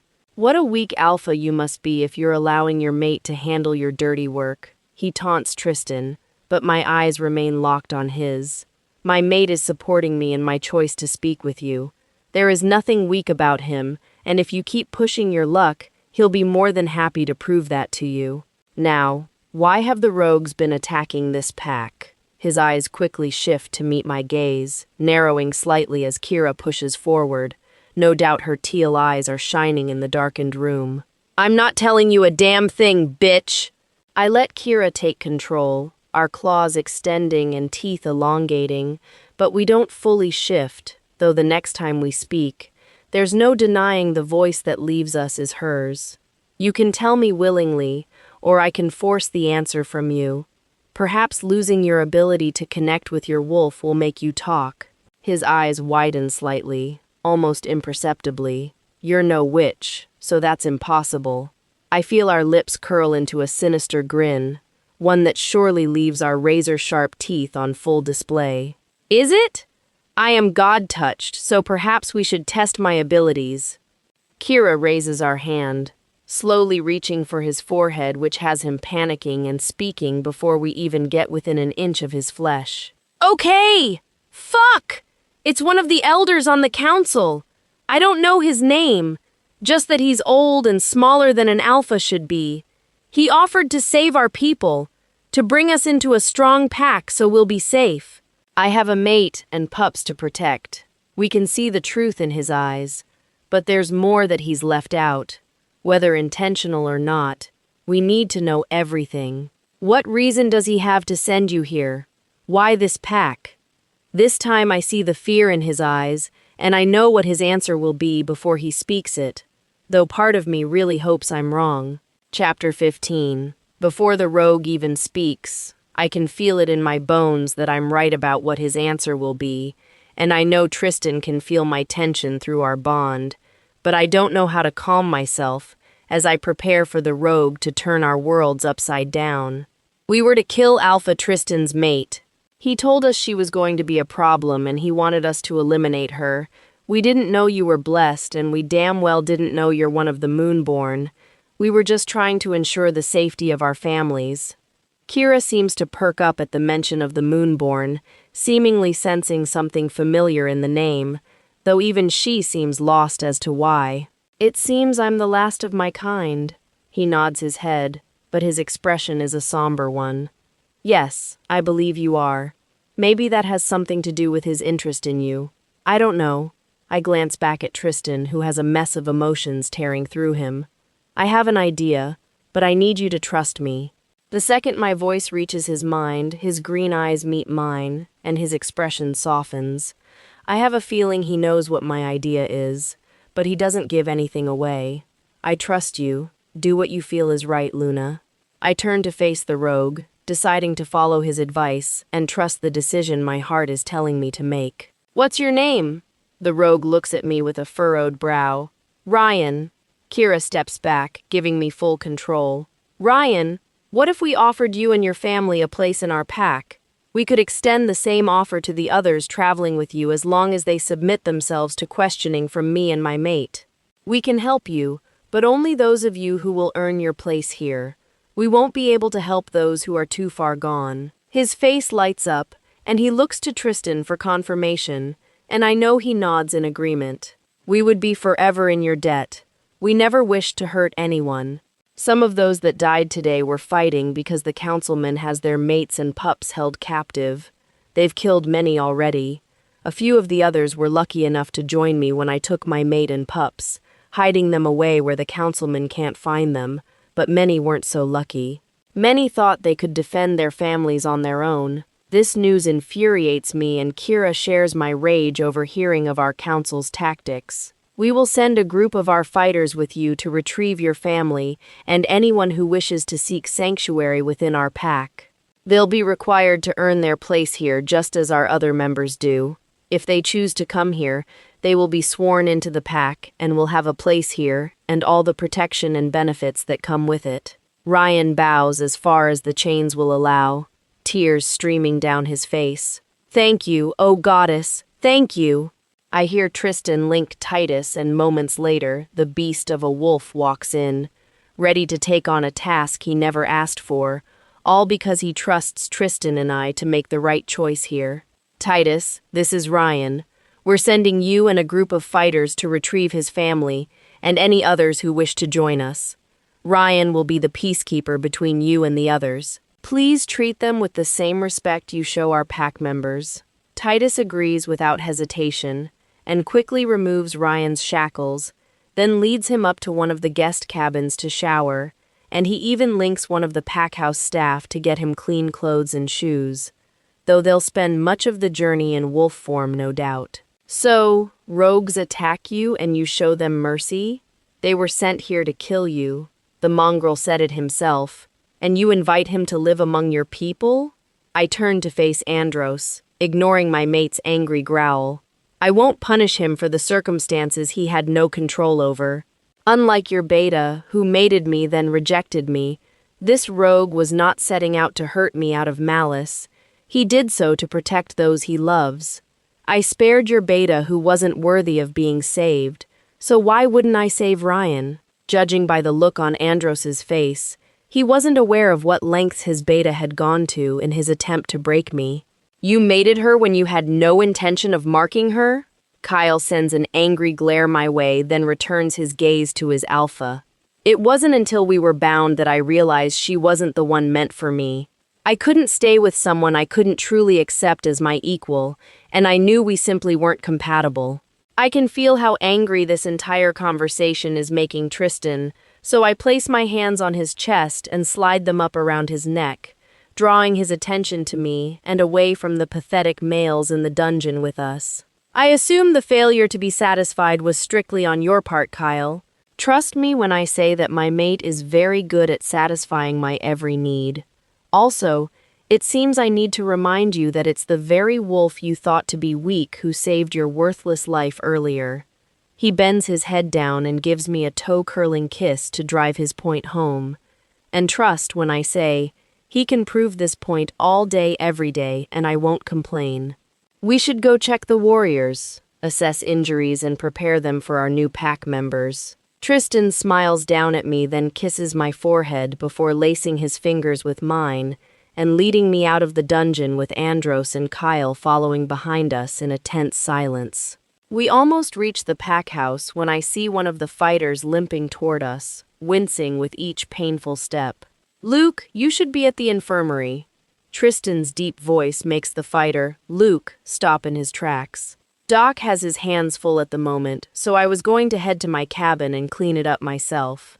I free my hand from Tristan's grasp and instruct Luke to sit down in the grass while I examine his injury. He has a bite mark and 3 claw marks running down the side of his thigh that aren't healing nearly fast enough with how much he's bleeding. I place my hands over the worst of the wounds and focus, not entirely sure what the hell I'm doing, but it feels right. With my eyes closed and my mind picturing the wound knitting back together, my focus only breaks when I hear a soft gasp. Holy shit, Luna! You're a healer? I open my eyes to find Luke staring at me with wide eyes and a gaping mouth. I look down and, sure enough, the wounds are all almost completely healed. I guess? Tristan helps me up, then helps Luke to his feet while smiling down at me, looking like the proudest wolf in the world.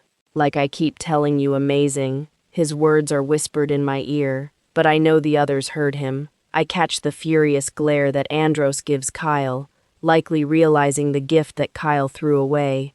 A gift that not only would have benefited Kyle, but the entire pack as well. Tristan seems to find their silent exchange amusing, but when my stomach growls rather loudly, all of his attention shifts to me. Come on, beautiful, let's get you something to eat. He sweeps me into his arms and heads straight to the pack house kitchen, with the two jerks from my old pack trailing behind us. As soon as we're inside, he sets me on the counter, then asks the cook to prepare us something to eat. Enjoying the story so far? Don't forget to like the video, subscribe to the channel, and let us know your thoughts in the comments. Chapter 16. We're standing in the pack house kitchen when I notice Tristan's thoughts becoming somewhat chaotic, and his thoughtful expression gives nothing away. His emotions aren't negative, so I allow him time to process whatever he's thinking about, letting him tell me when he's ready, which doesn't take long. Baby, why don't we invite your parents to dinner so you can spend some time with them before they head back to their pack tomorrow? While it's a thoughtful suggestion, part of me feels like I don't really need to see them. Or maybe I just don't want to. Something that I've realized while being here is that while they did provide for me in the most basic sense, they never really did offer me the most fundamental emotional comforts. Sure, I had felt like I was loved when I was with them, but after seeing what real love looks like, I realized the only one back home who truly loved me as if I were blood is Liam. Maybe it's because I was never truly theirs. Or maybe it's a result of them witnessing firsthand the way their alpha and beta disrespected me, while they remained silent. But the truth is that Liam is the only one in my old pack who truly cared for me, beyond the level of obligation. I end up nodding in agreement, but only because I know Liam will be leaving with them tomorrow, and that thought makes my heart ache. When will you be holding your Luna ceremony? Andros's question actually surprises me, almost as much as the soft tone he delivers it in. If my beautiful mate is okay with it, I was thinking next week on the full moon. I smile at Tristan, loving that he always takes my feelings into consideration. Sounds perfect to me. I'd do it right now if you wanted. I shrug my shoulders, letting him catch the seriousness of my tone before his eyes even meet mine, and the smile he gives me in response makes my heart melt. I mean, it is just a formality. You've been mated, marked, and announced to the pack, so we can do the ceremony tonight while your parents are already here. I leap from the counter right into his arms, peppering his face in kisses until I reach his lips. Kyle, you should go inform your mate and Omara's parents of the plans. We'll leave tomorrow in the late morning so everyone can enjoy the festivities tonight. I hear the sound of a chair scraping across the floor, then heavy footsteps as Kyle leaves. Omara, I'm glad you found a mate who could treat you as a mate should. I assure you I had no idea that Kyle had mated you without any intention of marking you. His actions are unforgivable. While I can appreciate his apology, he was aware of many of the other issues I faced in his pack, yet never once did he bother to do anything about them.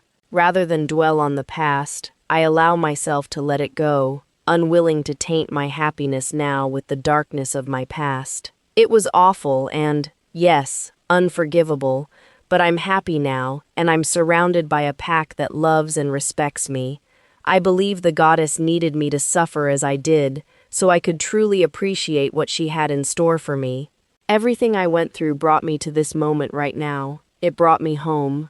Tristan slides his arms around my waist, holding me tightly from behind. You are home, beautiful. This place will always be your home. I turn in his arms so that my chest is pressed to his, and gaze up at my gorgeous mate. You are my home, Tristan. The wolves in this pack are my home. The rest of this is just a place. I hear a soft sniffle from behind Tristan, and peek around him to see Mary holding a tray with sandwiches, while she dabs at her tears with the corner of her apron. Ah, Mary, don't cry, she chuckles softly, and quickly steps around us to place the tray on the counter. They're happy tears, sweetheart. You're the Luna we've been waiting for, and I'm so very glad Tristan found you. Tristan's arms tighten around me as he hums in agreement. We get situated and start eating the lunch Mary prepared for us, with Kyle and Nina joining us moments after we start eating.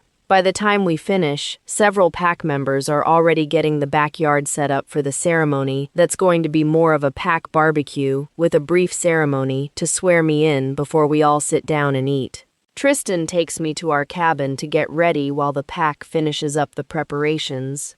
To keep an element of surprise, Tristan gets ready in one of the guest rooms and leaves before I'm dressed. That way he'll get to experience the shock of seeing me walking down the aisle to him in full effect.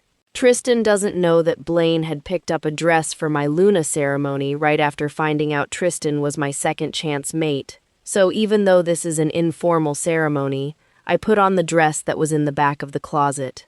It's a beautiful dress, but isn't overly extravagant. It's shimmering ivory, ankle length with a slit up both sides that stop mid-thigh, has an open back, spaghetti straps and a deep V in the front that stops at the bottom of my sternum. With us doing the ceremony outdoors, I choose to go barefoot and style my hair in an updo with my white strands curled into loose curls. Once I'm ready, I link Blaine to meet me at the door so he can escort me to the pack house. As soon as we're inside, I see my parents, but more importantly, I see Liam. Damn, sis, you look stunning. Alpha Tristan won't be able to keep his hands off you. He cringes at the end, which has us all laughing at his expense. But as always, he doesn't mind.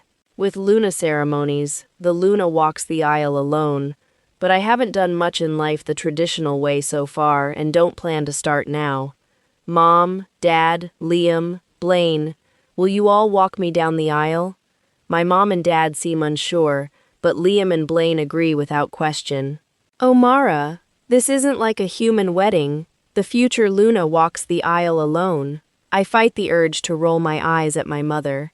And this is my ceremony, so if I want my family there to walk me down the aisle, I assure you that Tristan will want me to have them there. If you don't want to, it's fine. My dad, always a man of very few words, walks up and links his arm with mine, giving me his support without needing to utter a word, something he's never willingly done before. Mom sighs and finally walks up and links her arm with Dad's other arm, while Liam takes my right arm and Blaine takes Liam's. The music begins and we walk out together, everyone in the crowd smiling brightly, but none as bright as Tristan. No one shows surprise at my entourage that escorts me to my mate, not even when we reach the small wooden stage where each of my family members take turns giving me hugs and congratulating me, before I take Tristan's hand and step up in front of him. The elder recites the usual speech. I agree to swear my loyalty to my pack and to protect them. Then Tristan and I slice open our palms with the ceremonial dagger, letting our blood drip into the blessed chalice before pressing our open wounds together to bind us by blood. Ember Ridge! I present to you Luna Omara! The crowd cheers and screams in excitement, while Tristan sweeps me into his arms and crashes his lips into mine. My beautiful Luna. That dress, it's fucking sinful. I smile against his lips and lock my eyes with his. Blaine picked it out. He doesn't let me finish my sentence, silencing me with a kiss. Remind me to thank him. He sets me back on my feet, then walks me off the stage, while several of our pack members help rearrange the chairs while others bring out the tables. We're seated at the head table that's placed where the stage had been, and my already present smile widens when Liam and Blaine join us. So, I have some news for you, sis. I've known since I got here, but I wanted to wait to tell you until I was sure I wasn't going to be rejected, but Blaine is my mate, and I'm moving here to be with him. I let out a very unladylike screech as I pull Liam in for a hug, then reach across him to hug Blaine too. This is amazing! This night couldn't be more perfect. I was wrong, but that's okay. We hear a commotion coming from the western woods second before our fighters walk into the clearing, with nearly 24 rogue women and children, followed by Ryan and Titus. I think it just got better, my beautiful mate. Not one of the pack members seems bothered by their presence, a fact I'm eternally grateful for. Please, join us. We'll get you all fed and then we can work out housing and get you all sworn into the pack. Welcome home. I see the instant wave of relief wash over them all as the fighters help bring around more tables to accommodate the newcomers. The rest of the night is a blur of celebration, getting to know most of our new members, and in the end, we agree to meet with the new she-wolves in the morning to discuss locating their mates and arranging jobs for them to help around the pack. Later that night, we finally returned to our home completely drained from the celebrations. Wrapped in each other's arms, we let the peace of the moment settle in before sleep eventually pulled us both under. Chapter 17. I wake to the faint glow of the morning sun, cresting over the mountains in the distance, my mate's arms still wrapped around me tightly. It takes some finesse, but I manage to escape his hold, then grab a change of clothes and head to the guest room next door to shower and get dressed for the day. I go straight to the large cabin where the newest pack members are staying for now, and am greeted with warm smiles and giggling pups. Luna, we have a list of the mates that are missing. Several of us have lost our mates to this useless war, but others have mates that are simply lost or still under the council's control. Gina, the one who seems to be the self-proclaimed leader of the group, is quick to fill me in on the progress she's made in helping us to reunite as many families as we can. Perfect. Ryan will be working with our guards to locate as many of your mates as we can. He also is helping compile a list of the names of those who fell when they attacked us. For everyone who lost their mate in the battle, we will hold a ceremony to allow their families to say goodbye. They may have attacked us, but it's no less than any of us would have done to protect the ones we love. She bows before me, her tears falling freely as she mourns their losses openly. Your kindness is something we can never repay you for. You've given us hope, and in the world we live in, that is more valuable than any treasure. I link the kitchen staff to have them send enough food over to feed the whole group, not wanting to force them into the crowded pack house until they're more comfortable. Just as I'm preparing to head to the pack house, I hear Tristan's voice push through my thoughts. I see my beautiful mate has been busy already. I was just checking in with the new members. I'm heading to the pack house for breakfast and would love it if you'd join me. I'm waiting there for you now. I pick up my pace, arriving at the pack house in under 5 minutes, where I find Tristan sitting on the front steps, waiting just like he said. Well, hello, my handsome mate. Are you ready to eat? He smiles wide as his eyes scan me with undeniable hunger. Oh, I'm definitely ready to eat, but we'll have to settle for breakfast with the pack for now. We have our guests leaving, and I believe you have things you wish to discuss? I nod, loving the way he reads me so well. He gets up and takes my hand, leading me into the pack house and straight to the dining hall. I quickly notice that Kyle has an angry look on his face, while his mate is sitting at the other end of the table with one of our guards. I believe his name is Mike. Tristan and I take our seats just as the kitchen staff bring out the trays of food for the tables. Alpha Tristan, it seems Nina has found her fated mate, one of your elite guards. She's requesting permission to transfer. Andros almost sounds amused, but as much as Kyle hurt me, I don't know how to feel about him having to suffer after sacrificing me for a wolf who refused to make the same sacrifice for him. We can arrange for her transfer after we eat. Andros nods while Kyle continues to stare angrily at his empty plate. After we finish dishing up, one of the new members, Lila, walks in with 2 empty trays, heading for the kitchen, when Kyle's head snaps up. I see it right away, and instead of being happy, I worry that he might hurt her as he did me. I watch cautiously as he stands and slowly makes his way over to the she-wolf, who looks equally thrilled and terrified. He gently takes the trays from her and sets on the empty service table beside them, then shocks us all when he drops to one knee in front of her. I don't know why the goddess thought me worthy of a second chance, but I swear to you, if you accept me as your mate, I'll spend the rest of my life proving myself worthy of you. Tristan must sense my overwhelming emotions, and it's made clear that he misinterprets them when he stands up and exits the dining hall with pain and sadness echoing through our bond. I quickly get up and follow him out, then down the hall to his office, where he walks straight to the window, staring aimlessly at the grassy field and trees. Hey, what's wrong? I'm fairly certain I already know, but I want him to talk to me, to let us work through things without me having to dig through our bond for answers. You're upset that he found his mate. It's not a question, but it most certainly is an assumption, and an incorrect one at that. No, I was upset that he might hurt her the way he hurt me. I'm worried for her because all of the new members have suffered enough without one of them risking taking on a mate who may just hurt them. I can feel his doubt, his worry, all the insecurities he feels, but he has no reason to feel them, not when it comes to me. Are you sure you aren't hurt that he's willing to accept a rogue after rejecting you because he finds a rogue to be more worthy than you? I know he doesn't mean it, and the words are spoken from a place of hurt and fear, but they definitely cut deep. Fuck you, Tristan. I don't know what the hell your problem is, but clearly you don't trust me, and you don't know a damn thing about me if you think I'm sad because my bastard ex-mate found someone new who he thinks is more worthy of being his mate than I was. I'm going to go say goodbye to my parents while you pull your head out of your ass.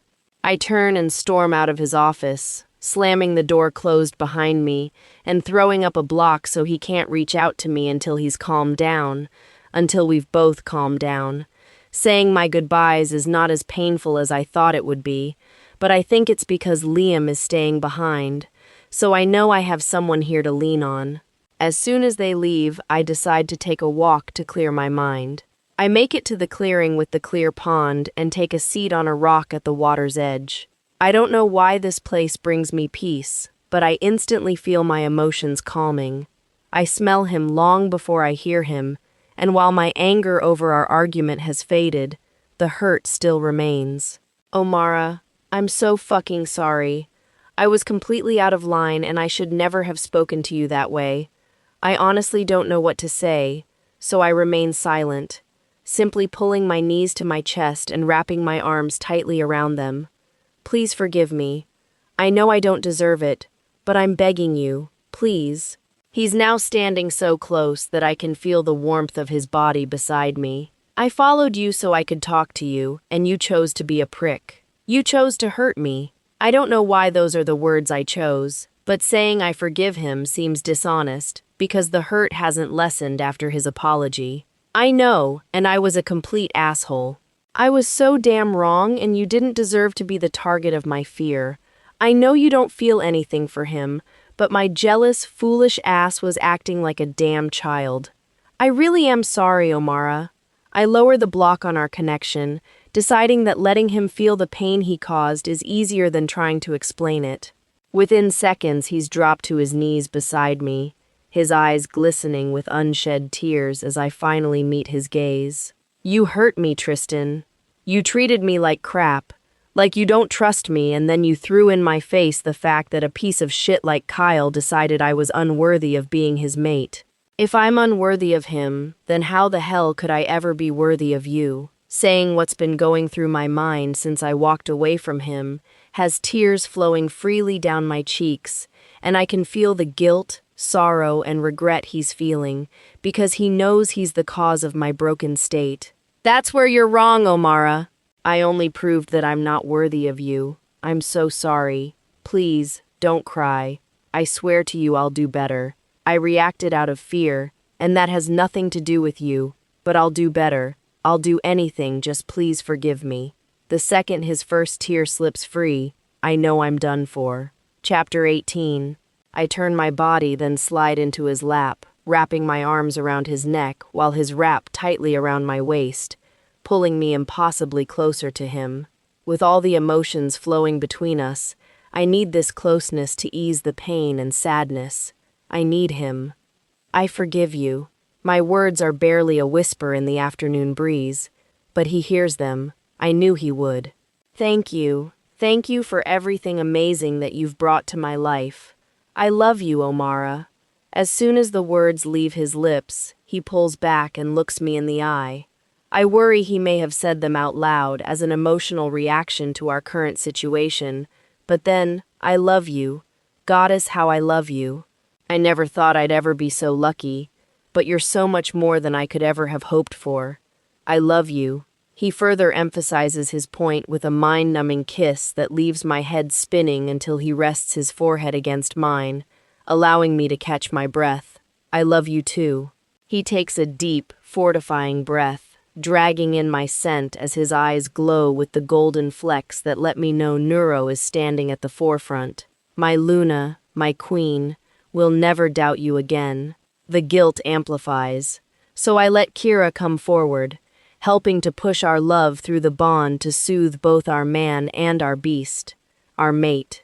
You're both forgiven. To prove our point, we take our mate right there on the edge of the crystal waters.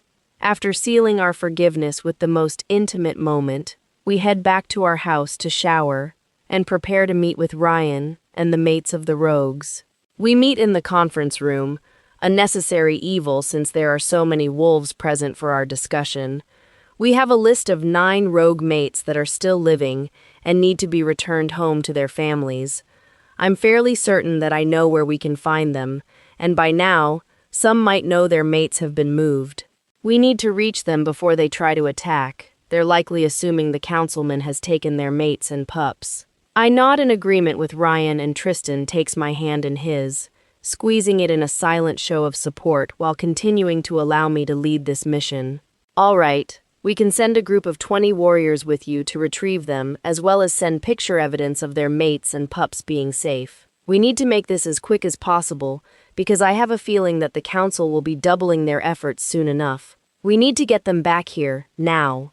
Ryan and Titus, who seem to have become friends since their first journey to retrieve the she-wolves and pups, both agree without hesitation. We'll prepare the men and leave by nightfall. How are we going to handle the council if they do attack? It's something I've thought about a lot lately, and there's only one obvious answer. Then we fight them. We don't have any other choice. But if they come for us unprovoked, the other packs will support us. But even without them, we can take them. The council has been abusing their power for far too long now, and we're not the only pack to suffer from it. While you're out finding the others, my mate and I will reach out to our allies and see who will stand with us. Tristan gives my hand a squeeze, then decides to add his own input as well. We'll be increasing training. Anyone willing and able to fight will be included in the sessions. We'll also be increasing the patrols from 6 to 10 wolves per group. We're not going to be caught off guard, and we have even more members now who need our protection. Everyone agrees to the changes, even Wes, who's just returned from his overnight trip to the Evergreen Trail Pack where he was hoping to find his mate. All right, everyone get to work. We have a lot to accomplish today. Wes, can you please come with me? Tristan and Wes both seem surprised by my request, but Wes nods and follows us out of the room. I take Tristan's hand and lead the way to the cabin where the new members are staying. All right, my beautiful mate. Want to clue us in on why we're here? I stop on the top step and turn to give them both a warm smile. I want to see if Wes can help me make more permanent housing arrangements for the new members. Wes actually smiles, clearly pleased with the task he's being given. I open the door and barely get a foot inside when I hear a growl from behind me. Mate, I turn slowly and stare wide-eyed at Wes as he slips past me and quickly moves through the house until he reaches the sitting area where one of the she-wolves whose mate was killed is sitting with her 2 pups. Well, shit. Looks like that trip to Evergreen was unnecessary. Tristan bursts out laughing and pulls me to his side as we watch the magic of Wes and Farah embracing. Then he makes tears spring to my eyes when he scoops up both of her pups and brings them all in for a group hug. I'm starting to think you're this pack's lucky charm. He kisses the top of my head and leads me out of the cabin to give them some privacy. We're going to have to make more permanent arrangements soon, but it can wait until we have a final head count, I suppose. Tristan hums in agreement. But before either of us can carry the conversation further, Liam links me, and his urgent tone has me and Kira on high alert. Oh, I just heard from Kyle, and I think you need to get over here and hear what the hell's going on in Whitecrest. I look at Tristan, who's already looking at me with concern. We need to get to your office. He doesn't ask question, just grabs my hand and walks quickly back to the pack house, not slowing his pace until we reach his office, where Liam and Blaine are already waiting. Oh, Kyle contacted me because something shady is happening in Whitecrest. 3 of the council members showed up while Andros and Kyle were here. He said the guards sent out an SOS and warned them not to come back. They're in Oslo waiting to hear from us on what they should do. I look at Tristan and he knows exactly what I'm thinking. This is the council's first move. Tell them to head back. Our men should be back in less than 2 days, and in the meantime, We can see if we can reach anyone in Whitecrest to find out exactly what's happening." Tristan nods in agreement, so Liam pulls out his phone and calls Kyle to tell him the plan. Andros and Kyle agree to return and claim to have a few wolves they can reach out to in their pack that shouldn't be on the council's radar, so we're hopeful that we can get information from them to gauge the situation. I'm thankful that my parents are with Andros and will be returning with him as well. We may not be a close-knit family, but their safety is still more important to me than I think even they realize. It's almost dinner, so why don't we go dine with the pack, and then we can take Neuro and Kira for a run to blow off some steam. Tristan's suggestion is perfect, exactly what we both need right now. We all head to the dining hall and visit with our pack, including Wes's new mate and pups. Farah worked for the clinic in her old pack, so Wes has agreed to help get her set up with our pack doctor and also offered to help the others find suitable job placement within the pack. Once we're finished eating, we waste no time getting to a safe place to shift and let our wolves take over. They run for hours, playing and pouncing on each other, finally ending their adventure in the cave where Tristan and I first claimed each other. Kira pushes me to the back of her consciousness while she proceeds to mate with Neuro, finalizing our mate bond when they mark each other before relinquishing control. Well, that's not where I saw things going. Tristan's cheeks flush pink, but I'm honestly surprised they haven't mated sooner, though. Now I'm feeling the heat pooling between my legs as I stare at my mate's perfect body. The bond is so much stronger, and no matter how much he's acting shy about our wolves encounter, I can feel his arousal from being in front of his naked mate, too. We have time before the others arrive. He looked at me with surprise as I moved closer, the tension between us instantly shifting.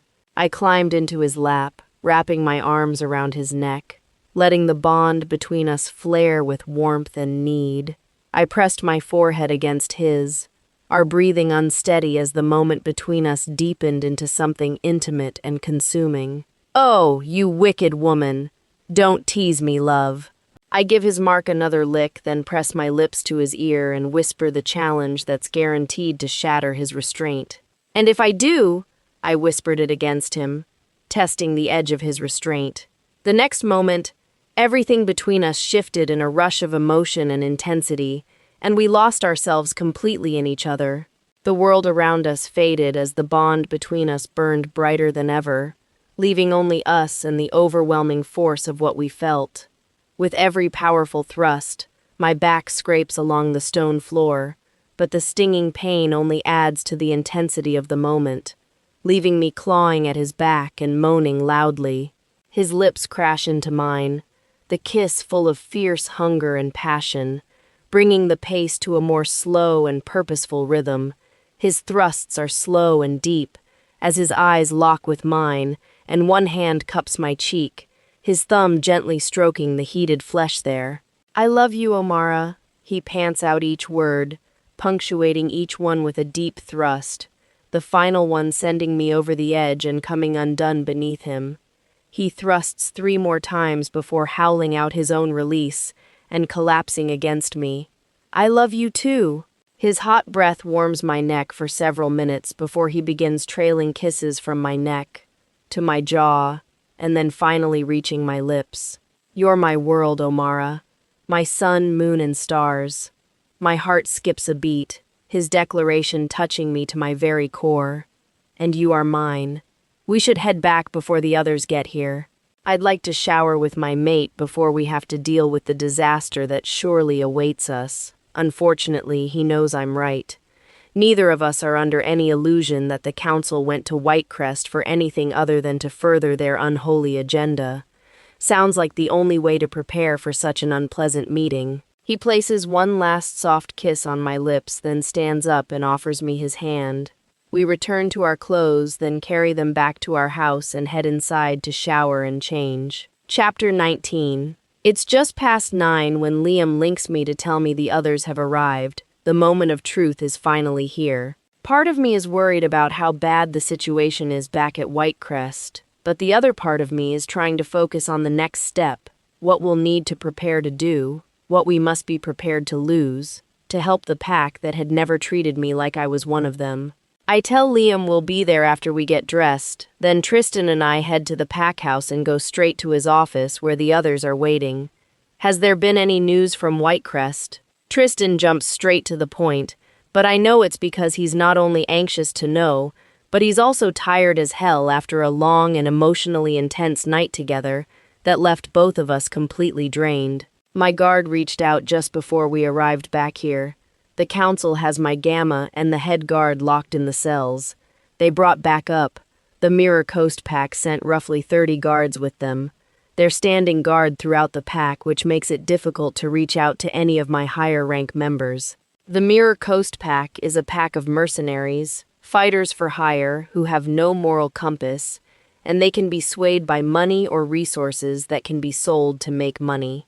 They're really a lawless group of greedy bastards. If we take Whitecrest back, will your people be willing to fight for you? Tristan seems surprised by my question, but he doesn't know how Andros and his father have led the pack. They haven't been led with respect. They've been ruled by fear. And while I was one of the main targets once my ability to be invisible was taken by Kyle, I wasn't the only one to suffer, and deep down, the whole of Whitecrest knows it. I know we've not always treated you well, hell, I doubt we ever have, but I assure you that I plan to be a better alpha than my father was. I know I have many things I need to change, but hopefully my pack will see that I'm trying. I can tell he means his words, but the problem is that he hasn't shown them that he's different, so they don't see. Words and intentions mean nothing until you've proven yourself with actions. I would suggest having my mom and dad reach out to the members they can. I don't doubt your desire to make changes, but you haven't given the pack reason to believe that you will make the necessary changes. If they're asked by members like themselves, they might be more open to working with us. Also, if reaching out to the higher-ranked members is an issue, then this will be our best bet. If we reach the lower-ranking members, they can get messages to the others. No one is more invisible in your pack than a low-ranking wolf. They can sneak into places no ranked member could. They handle everything from housekeeping to maintenance and even cooking. Andros isn't happy with it, but I can see in his eyes that he knows I'm right. I don't doubt that being called out on your failures in front of the alpha of another pack is humiliating, I'm sure, but he knows I'm right. After a few minutes of silent contemplation, he nods in agreement. You're right. We'll have them contact everyone they can, and I'll have the guard I've been in contact with spread the word as well. We're going to have to make our move soon, though. We can't risk the council getting any closer to their end goal, whatever it may be. There has to be a reason they chose Whitecrest, and I damn well want to know what it is. I know he's right, and while our fighters are strong, it's hard to ask them to march into a battle against wolves that exist with the sole purpose of killing for money. He also has a point about the council choosing to invade Whitecrest when there are so many other packs they could have chosen from. Titus and the others should be back tomorrow. We can make plans to leave in 2 days. That gives Titus and those that return with him a full day to rest and prepare for what's to come. I'm sure many of the rogues will want to join us to get justice for their fallen. If nothing, I certainly know I would. Tristan and the others agree without question, knowing they would feel the same if our roles were reversed. All right, everyone should get some sleep, because tomorrow we have to approach the pack with our plan. We need to make sure everyone is prepared, and we need to check our armory because the council won't be fighting fair. We'll need to go in armed and ready for the fight of our lives. I smile at Tristan, loving that he's working with me to handle this, rather than expecting me to stay silent while the males handle the situation. Andros and Kyle leave to find my parents and explain everything so they can handle their part in this, while Liam and Blaine head to Blaine's house. Are you ready for this? It's going to be messy, and we might lose some of our people in this. I feel the weight of everything settle in, and I know Tristan feels the same. Whether we're ready or not, this is happening and there's no stopping it now. We may not have started this war, but we damn well are going to end it. The council is killing innocent wolves, manipulating them, kidnapping and killing their families to further their own sick and twisted agenda. I won't stand for it. Tristan's anger is only slightly stronger than his exhaustion right now. but I feel the same way. We'll finish this together. It's time the council knows who the fuck it is that they're messing with. I want our new members to truly know what it means to be free, to not have the safety and well-being of their families be held over them and used as leverage. I want them to have a place where it's safe for them to raise their pups, and their mates can be their strength as they're meant to be, not some weakness being exploited by evil, greedy bastards with an insane god complex.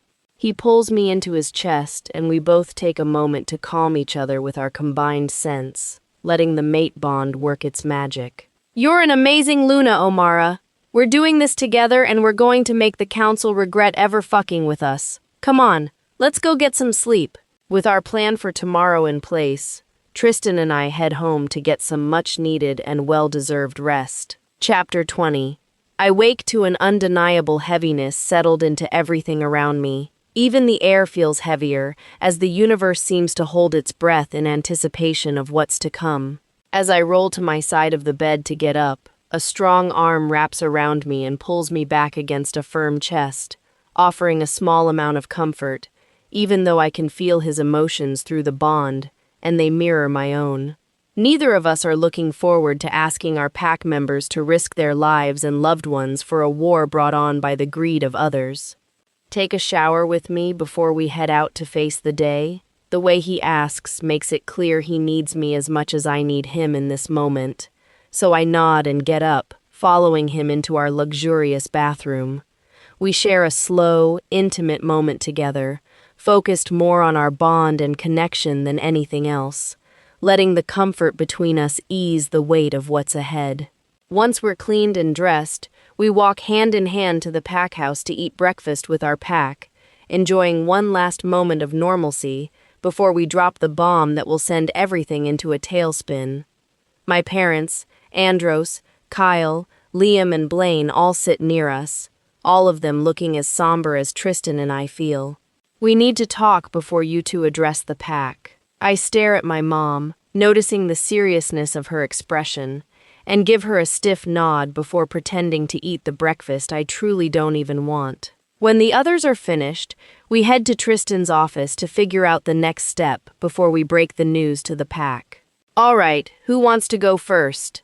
Tristan sits in his chair and pulls me into his lap while I scan the people in the room, waiting for one of them to talk. Your father and I reached out to the Omegas and the few guards we keep in touch with. They all agree to fight at our side. The council executed Elder Sorrel and Dr. Morris. They claimed they were guilty of plotting against the council. The slight growl in her voice makes it clear that her wolf, Juno, is lurking close to the surface. I spoke with all of the guards I could reach, which was only about half of them. They're all prepared to fight and will be awaiting our signal. I also was able to contact Alpha Byron of the Black Spire Pack, and he's heard about the council's invasion of our pack.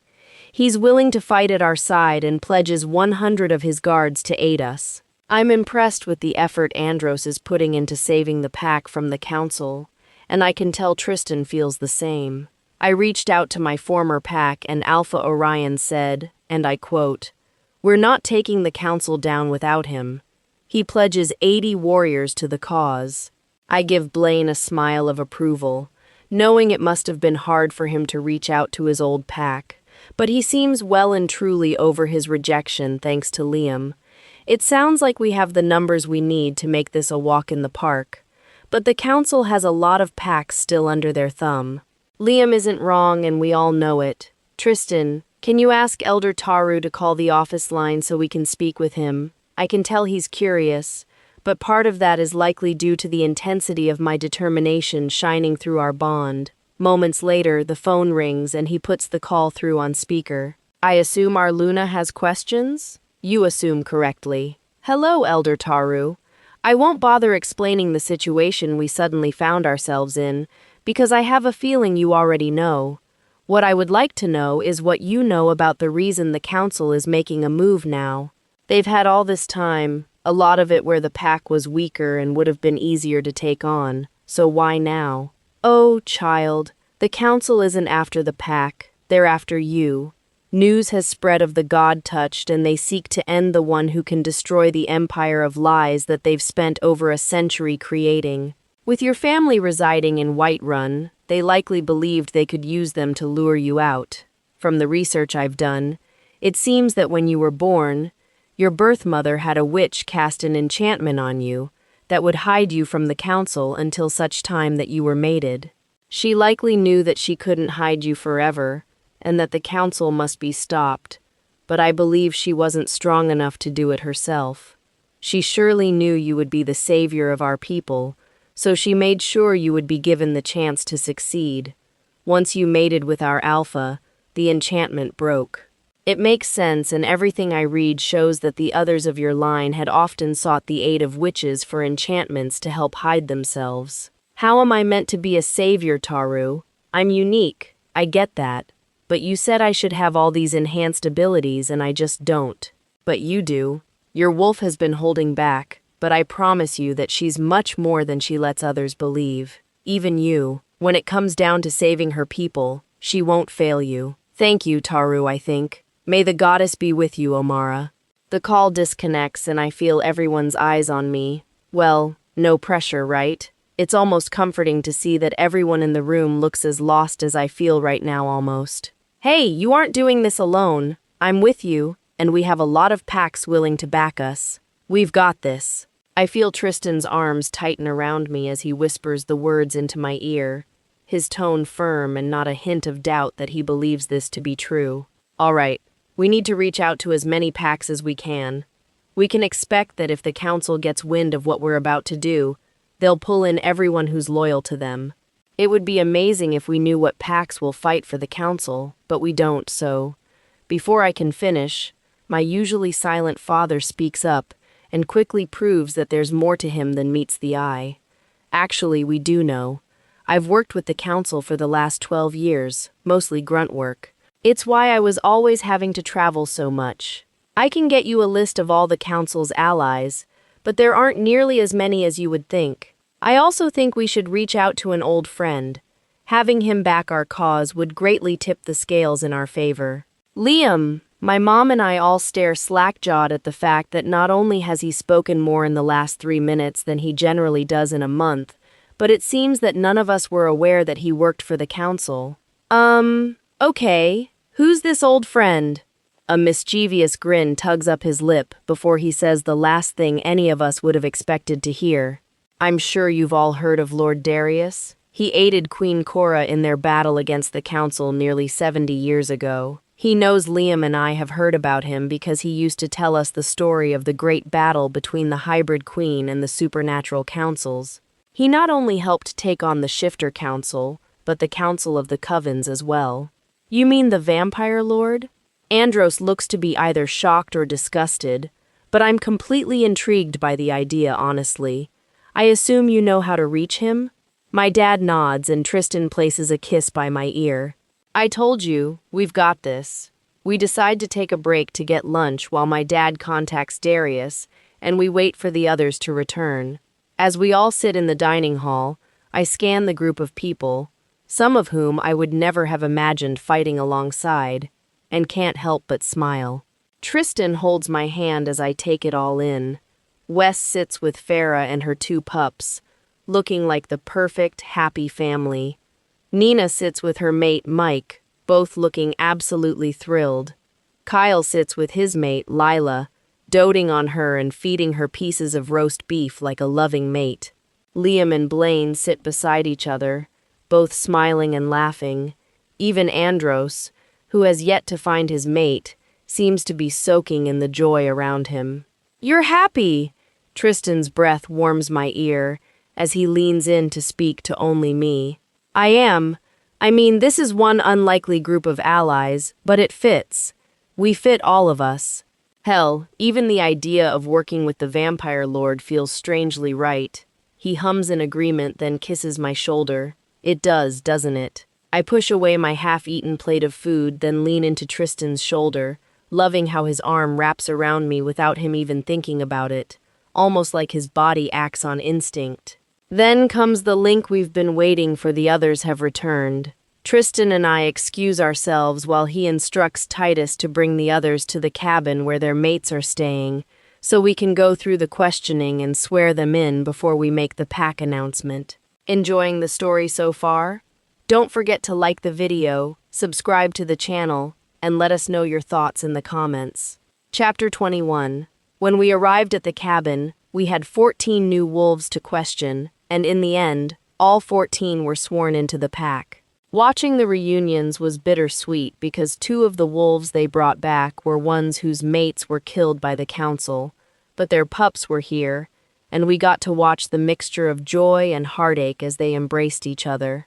When everything settled, we arranged for 4 of the she-wolves and my Aunt Avery to stay with the pups while we instructed the others to follow us to the front of the pack house for the meeting, and linked the rest of the pack to join us as well. Now we stand before 237 of our pack members as Tristan begins the meeting. You've all been asked here because we, as a pack, have become a target. The rogue attacks over the last few months were not random attacks, and they weren't perpetrated by the rogues. In fact, those rogues were as much a victim in all of this as we were. The true evil behind these attacks was the Shifter Council. They took the mates and pups from these wolves and used them as leverage to force the wolves to do their bidding. 2 of these wolves had their mates murdered by the council, a cruel tactic to keep them in line, to force obedience. Every one of the surviving mates and pups have been brought into our pack, and today, their mates have been reunited with them. This will not be the end of the council's war on us, and right now, they've invaded Whitecrest, killed an elder as well as the pack doctor, and are holding the pack members prisoner in their own homes. They've brought in around 30 warriors from the Mirror Coast pack, and we all know there are other packs who will side with the council if a war against them should start. We have someone who will provide us with a list of their allied packs, and right now, only 3 of the council members are in Whitecrest, so there may be a chance that the others do not agree with the agenda. We have several packs willing to aid us, and we're reaching out to Lord Darius to seek aid from him as well. I know it would be an unlikely alliance, but we will do what's necessary to ensure the fewest casualties possible. This fight isn't just to defend our pack because we aren't the only ones suffering at the hands of those who were designated to protect us. Right now, Whitecrest is suffering at their hands, but it won't be long before they move on to other packs as well. We're fighting for the freedom of our race and justice for those who have fallen at the hands of the corrupt, something far bigger than just 1 or 2 packs. If you are willing to fight, you'll need to be at the training fields at 7 to go over battle strategies. If you aren't, you'll be expected to stay back and help defend our pack in our absence. It's easy to see that the training field will be packed because our entire pack seems prepared to stand by us in this battle. But something Tristan said has me thinking if only 3 of the 9 council members are in Whitecrest, where are the others? And are they a part of this at all? We head to the war room where Andros, Kyle, Titus, Ryan, Liam, Blaine, Mom, Dad, and Wes are already waiting. Darius agreed to help and will have his best fighters here with him at dusk. I can hear what they're saying, but my thoughts are elsewhere, and it doesn't take long for Tristan to figure it out. Omara, what's on your mind, beautiful? Jolted from my thoughts, I scan the room, unsure of whether or not I should share my thoughts out loud. The council, it still consists of 9 members, right? Andros and Tristan both answer at the same time. Yes. When my eyes meet my dad's, I know he's figured out where my thoughts are. If only 3 are in Whitecrest, then maybe the other 6 aren't aware of what's happening, or maybe they don't support the movement. Is there a way for us to find out where the other 6 stand in all of this? Andros nods, clearly having a plan. I can contact my cousin. He works in the archives building. He pulls out his phone, dials a number, then places it on speaker while we all wait in silence. Andros? Please tell me you're all right. Yes, I'm fine, but I can't say the same for my pack members. I heard Councilman Gilroy led an attack on your pack. I'm sorry, cousin. As of right now, there have been 2 deaths and the rest of my pack are being held captive. Was this attack sanctioned by the council, or is Gilroy acting alone? Gilroy, Jessup, and Marks have gone off the rails. They drugged and imprisoned the rest of the council. There are mercenaries here, and they're killing anyone who steps out of line. I've remained off their radar because it seems no one bothered to check the archives building. Right now, there are 5 of us here, and we've been laying low until this all blows over. Gilroy's actions are an act of war. We need to free the other council members and get them to Ember Ridge. Is there any way you can get them out if we can transport you all to safety? Yes, we can use the sewer tunnels to get to the dungeons. The main tunnel will lead us to about a quarter mile past the city border. I can text you the coordinates. That's great. Now don't panic, but the group who'll be meeting you at the pickup location are with Lord Darius. The Vampire Lord? I've read a lot about him. If he's fighting at your side, you've got quite the advantage, cousin. I'll send the coordinates as soon as I have the councilman. Be safe and I'll see you soon. When the call disconnects, there's no wave of relief.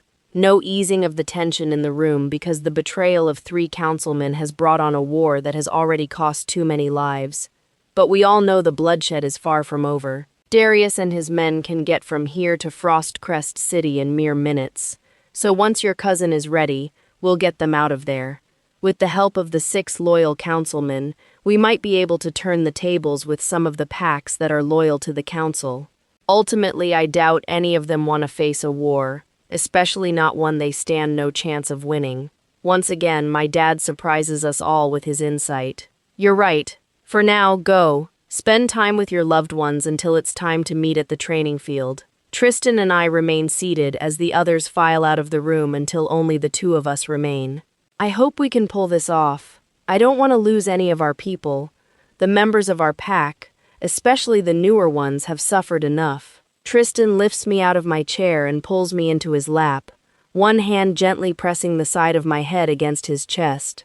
I know, but we aren't being given a choice. It's not only our pack that's suffering, and we aren't the only ones who stand to lose wolves to this war. I know what you're thinking. You think that they're doing this to get to you, and you think that if you give yourself up to them, that they'll back off. But they won't. They're power-hungry, and greed doesn't stop once they obtain what they're seeking. They'll always want more, and won't stop until there's nothing left to gain. He's 100% right. I've been thinking about this since Taru told me that I'm what they're after. I know he's right thought. Greedy people don't ever stop trying to get more money, more land, more power. I know, you're right. I just hate this. He squeezes me tighter and places a kiss on my forehead. I do too, but we'll do whatever we have to. If Elder Taru was right, you may want to have a word with Kira. If she's been holding back, we need to know what your true abilities are before we march into battle. I hear Kira whimper at the slight scolding tone, but even she can't deny that our mate has a point. Head to the training grounds and I'll reveal everything we are. I'm pleased with how easily she's agreeing and am eager to learn what I'm capable of. She wants me to go to the training grounds so she can show me what she's been hiding. It seems Tristan is just as eager as I am because he jumps up with me still in his arms and speed walks us right out of the war room. Chapter 22. It takes only a few minutes to reach the large clearing that's used for training, and, thankfully, there are no other wolves present when we arrive. Tristan sets me down and gives me a sheepish smile when I arch a brow at him. Though his strange need to carry me around is amusing, it just seems very impractical, but I secretly love it. All right, Kira, show us what you got. I take a deep breath and let her push forward. As soon as our paws hit the ground, she takes off at speeds that are nearly double what Tristan is capable of reaching. When she sees the excitement on our mate's face, she decides to show off for him as she runs at a large tree, leaps at it, then slams into it with her front paws, causing the tree to fall over from the force of the impact. We have enhanced strength and speed, but we also have a few other tricks that aren't safe to practice here. We have a howl that will disorient our enemies, and our healing is far more accelerated than the average shifter. An injury that would take our mate days to heal from will take us only hours. We can mind link with shifters who aren't part of our pack too. We have a heightened sense of smell, which is how you picked up the scent of that rogue that attacked Blaine, and our vision is better than your average shifter. I internally smile when I realize she shared this conversation with our mate as well. keeping me from having to relay everything to him later. We have all these strengths, but I'm sure they don't come without added weaknesses. I know the whole balance of nature thing, just like with witches, so I need to know what all these extra abilities will cost me. It's not what you're thinking. Unlike witches who must trade power to receive power, we don't seek a balance because we are the balance. We were sent here to balance out the scales. We do still have the same weaknesses as normal shifters. Silver and wolfsbane are still effective, though our resistance to their effects is higher. Tristan approaches us, clearly in awe of everything he's learned, but hell, so am I. To spend my whole life feeling like an outcast who was unworthy of being treated with even an ounce of decency, only to find out I'm actually some super wolf blessed by the goddess herself? My life is more ridiculous than a damn fiction novel. You're truly amazing. We should keep this under wraps for now. Essentially, you're our secret weapon. I don't want to risk the rogue council members catching wind of what you're capable of, because if they don't know, they can't defend themselves against it. I love how clever my mate is, and he's definitely right about the element of surprise. I can't wait to surprise the hell out of those bastards before I rip their throats out. By 7, we have 204 pack members gathered at the training field as Tristan, Wes, and my father explain battle strategies, and they divide the group into 5 groups with designated attack points for when we rush Whitecrest.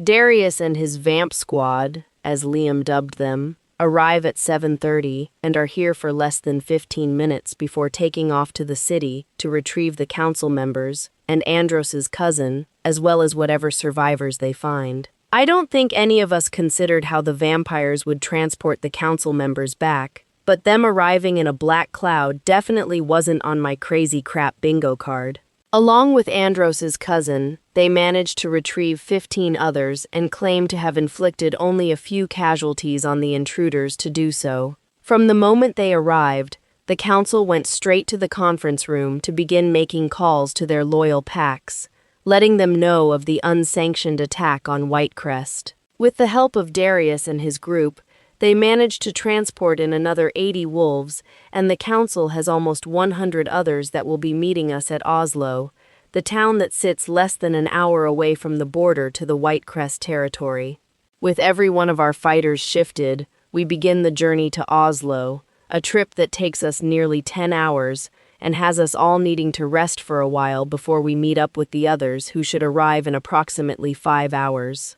Tristan leads me to a small cave so we can rest without being surrounded by so many wolves, and I barely manage to curl up to him before losing my battle with sleep. Omara, it's time to wake up. The others are here. I open my eyes, finding Tristan's green ones staring down at me while he wears a soft smile.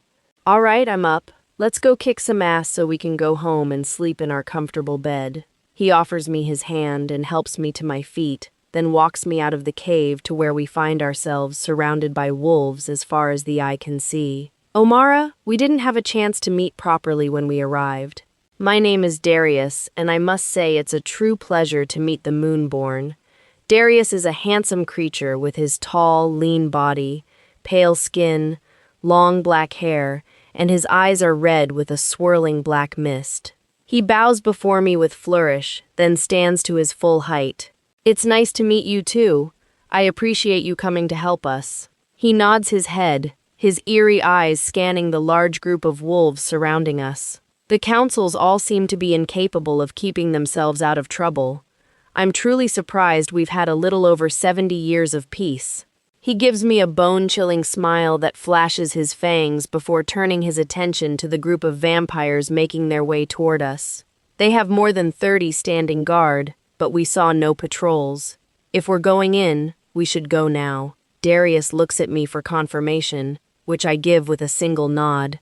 Alert the others. All 20 of his vampires fade into mist as we approach the center of the crowd of wolves. It's time.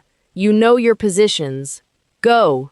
Tristan's commanding tone has everyone running to get in place, while we shift and move to the location where our group is to cross the border. We have 24 wolves with us as we cross into the territory I know all too well, which makes it easy for me to lead the charge. Within 15 minutes, we're just outside the town as we slowly break apart to move between the houses, slowly taking out the guards as we come across them. These must be from one of the packs the rogue councilman called on because they aren't anything like the mercenaries we were expecting to face. With each house we clear, the White Crest pack members begin joining in the hunt for the bastard council members, rapidly increasing our already impressive numbers. Once we reach the pack house, we find the mercenaries we had expected to encounter much sooner, but instead of 30, there are more than 50 of them, and they don't hesitate before attacking. I notice it too late, the glint of light off silver-tipped claws. Watch their claws. They're tipped in silver. The fighter in front of me catches my warning in time, dodging to the side so the mercenary's claws hit the gravel as he falls forward from the momentum of his attack. As we take a few brief seconds to scan our surrounding, we see several of those fighting with us have fallen, and it's almost enough to make us hesitate almost. Kira refuses to watch another of our fighters fall, so she tears through and lunges at the mercenary who's just getting back to his feet. Our teeth rip through the flesh on his arm, then sink deeper until we hit bone. She thrashes her head frantically until she's ripped the limb from his body. With a brutal swipe of her claws, she tears through his throat just as Neuro leaps over our head, attacking another mercenary who was trying to get the jump on us while we were distracted. One by one, the mercenaries fall, but not without us suffering a few more casualties of our own, which only serves to further enrage Kira. When one of the vampires shouts that we have incoming wolves, Kira has finally had enough. She tilts her head to the sky and unleashes a howl that sends a pulse of energy through the entire area, disorienting the enemies while seemingly having no effect on our own fighters. I push through wave after wave of wolves until I reach the pack house, where I pick up on the scent of fear, and it's so thick that it could choke a lesser wolf. With a swipe of our paw, Kira tears the door from the hinges and sends it flying into one of the mercenaries, just as he prepares to attack Wes. We stalk into the house, following the putrid stench of fear, until we reach one of the safe rooms that has a reinforced steel door.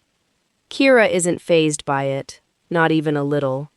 She rears back on her hind legs and slams her front paws into the door, over and over until it gives way, falling with a loud metal clang that echoes through the whole house.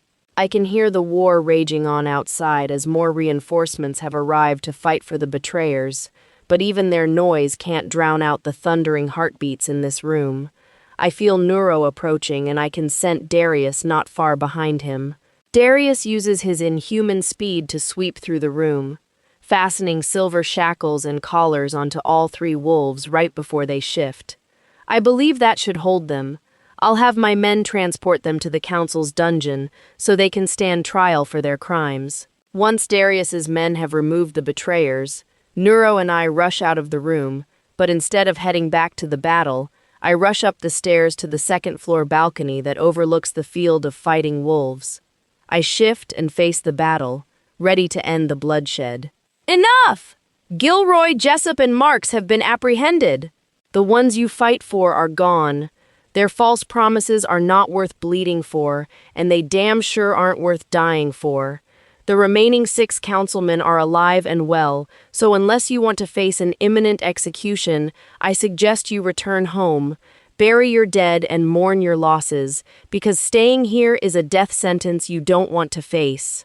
As my words are carried out across the field, slowly but surely, the fighting stops, and while some refuse to leave, most flee, unwilling to die for a cause that's not their own.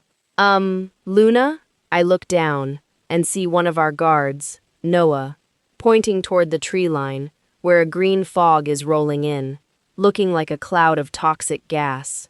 Within seconds of the guard's alert, everyone's attention is on the growing cloud, and we can now hear a symphony of groans and heavy footsteps landing on dry leaves and twigs. I don't think any of us were prepared for what would emerge from the toxic fog, but I'm fairly certain none of us had reanimated corpses on our minds. Shit, they had a fucking necromancer? One of the wolves below shouts and, well, I get it. Who the hell works with necromancers anyway? They're lawless, self-serving pricks who have loyalty to no one but themselves, and don't even get me started on their smell. Okay, what the hell do we do now? I look over to see Wes stepping up beside me, while Tristan stares out at the new army we apparently get to face. Fighting the hordes will be ineffective. We must find the puppeteer. Kill the one pulling the strings and the puppets will fall with them. Kira's voice is a welcome sound, and her information is invaluable at this moment, since I highly doubt any of us have ever fought a necromancer. Kira said we have to kill the necromancer. She says fighting the zombie skeleton rotter things will be pointless.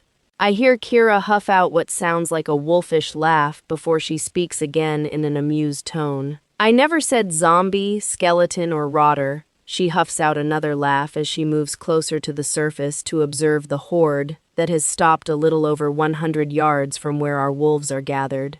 So, you think our heightened abilities will be enough to tip the scales in our favor here? I stare out at the army of rotting flesh and decay, their scent making a rogue smell seem mild. I do. Let's show these bastards why you don't mess with the Moonborn. Kira pushes forward, leaping off the balcony and shifting mid-air.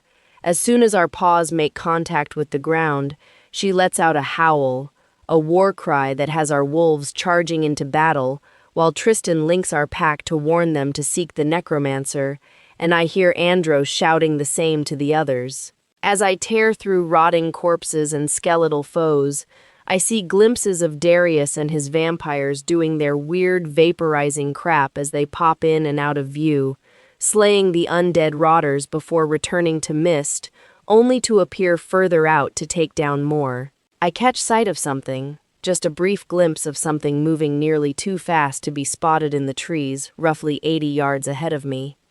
That's when the winds change, dragging a new scent my way, that's almost drowned out by the stench of rot and decay. But I catch it frankincense, myrrh, and ash. Kira seems to know that this is it, the creature pulling the strings like a damn wizard hiding behind the curtains while his minions fight his battle. I feel Neuro's presence getting closer as Kira charges at the cowardly bastard leading his mindless horde from the shadows. To his credit, Neuro is hot on my heels, though I know Kira isn't pushing herself as hard as she could be. Not yet. I see the movement again. It seems more frantic now than I see the strange, blurry form practically fly up a tree at clearly inhuman speed. We stop at the base of the tree, watching as the life of the tree slowly fades, sending dry, dead leaves falling around us like snow, as a deep, menacing laughter fills the forest. Foolish dogs! You think you can destroy me and my army? For every one of my husks you destroy, 3 more will rise. Soon you and your worthless mutts will tire, and we'll slaughter you all. Neuro growls as he begins pacing, but I watch from the background as Kira takes in our surroundings. This tree stands alone with no others in a 30-foot radius. She looks up and I can feel her wicked, wolfish grin as she stands on her hind legs, presses her front paws to the tree, and instead of knocking the damn thing down like I thought she would, she shocks the hell out of me when she begins scaling the trunk using her claws like a damn cat, instead of acting like the wolf she is. Let's show this bastard the error of his ways. I smile internally as I realize her plan. We're only 10 feet down from him and I can finally see what he looks like, and honestly, I think I was expecting something more. He has pale, ashen skin, dull, almost lifeless pale blue eyes, stringy silverish gray hair, and his body doesn't look much different than the skeletal creatures he resurrected. A good, strong wind would likely blow the creepy bastard away. Kira gives him a wolfish, teeth-baring smile, then tilts her head back and lets out a loud howl that seems to paralyze the ugly creature. We watch as he slowly falls backwards, his body crashing into the ground below us, while Wes, who seems to have appeared out of thin air, rushes over and fastens silver-spelled shackles around his wrists and a spelled collar around his scrawny neck. Kira pushes off the trunk of the tree, freeing her claws as we fall and land gracefully on all 4 paws. Holy shit, Luna! You sure you aren't part cat shifter? Kira looks at Wes and huffs. giving him an eye roll as we turn to face the forest, where all of the rotters are now scattered across the ground. The magic that reanimated them now blocked by the spelled shackles their master is wearing. "Kira, you did it!" They're gone. We look back as Liam and Blaine walk up to me. Liam is holding a blanket and quickly throws it over me once he's close enough. Kira steps back, finally feeling the exhaustion from today's events. I barely return fully to my human form before Tristan quickly lifts me into his arms. Liam steps in right away, draping a blanket over me for privacy, knowing Tristan wouldn't want anyone staring while I recover. "Darius, can you see to it that this creature is properly secured in the council's dungeon until his trial?" I look up to see Darius standing there with a sinister smile that reveals just the points of his fangs. "Gladly. You, Luna, are a fantastic little beast. Alpha Tristan, cherish her always. You were truly blessed with this one." Tristan's hold on me tightens, and he places a kiss on my temple. "Always. Thank you for your help. While you handle him, we'll tend to our wounded and dead." I hadn't thought about our losses until this moment, and it brings a sudden wave of sadness that has tears welling in my eyes while I scan the gathering crowd, seeking the faces of my pack as I try to register any that might be missing. Take me to our dead. Kira pushes forward just enough to wiggle us free of Tristan's arms, then leads us to where the others are already laying out the wolves who fell in this useless war. Each familiar face, some from my new pack and some from the old, makes my heart ache. But Kira is urging me forward until we stop in front of the grassy field where their bodies are being laid out in a line. Chapter 24. I look out over the grassy field, seeing the unexpectedly overwhelming number of dead wolves. Wolves who died fighting a battle that should never have been necessary. My heart is aching, completely breaking for the loss of those who fought at our side. Kira stirs, a strange feeling taking over, as energy begins surging through us. Celine is granting us this one freebie. While it's never wise to tamper with fate, their deaths were not dealt by fate, but something much darker. We've been granted permission to restore their fate, to let them return to the lives they were meant to have. They will still die, but only when it's their time. I can't believe what she's saying, but I'm willing to do whatever I can to undo the damage the council and their minions have done.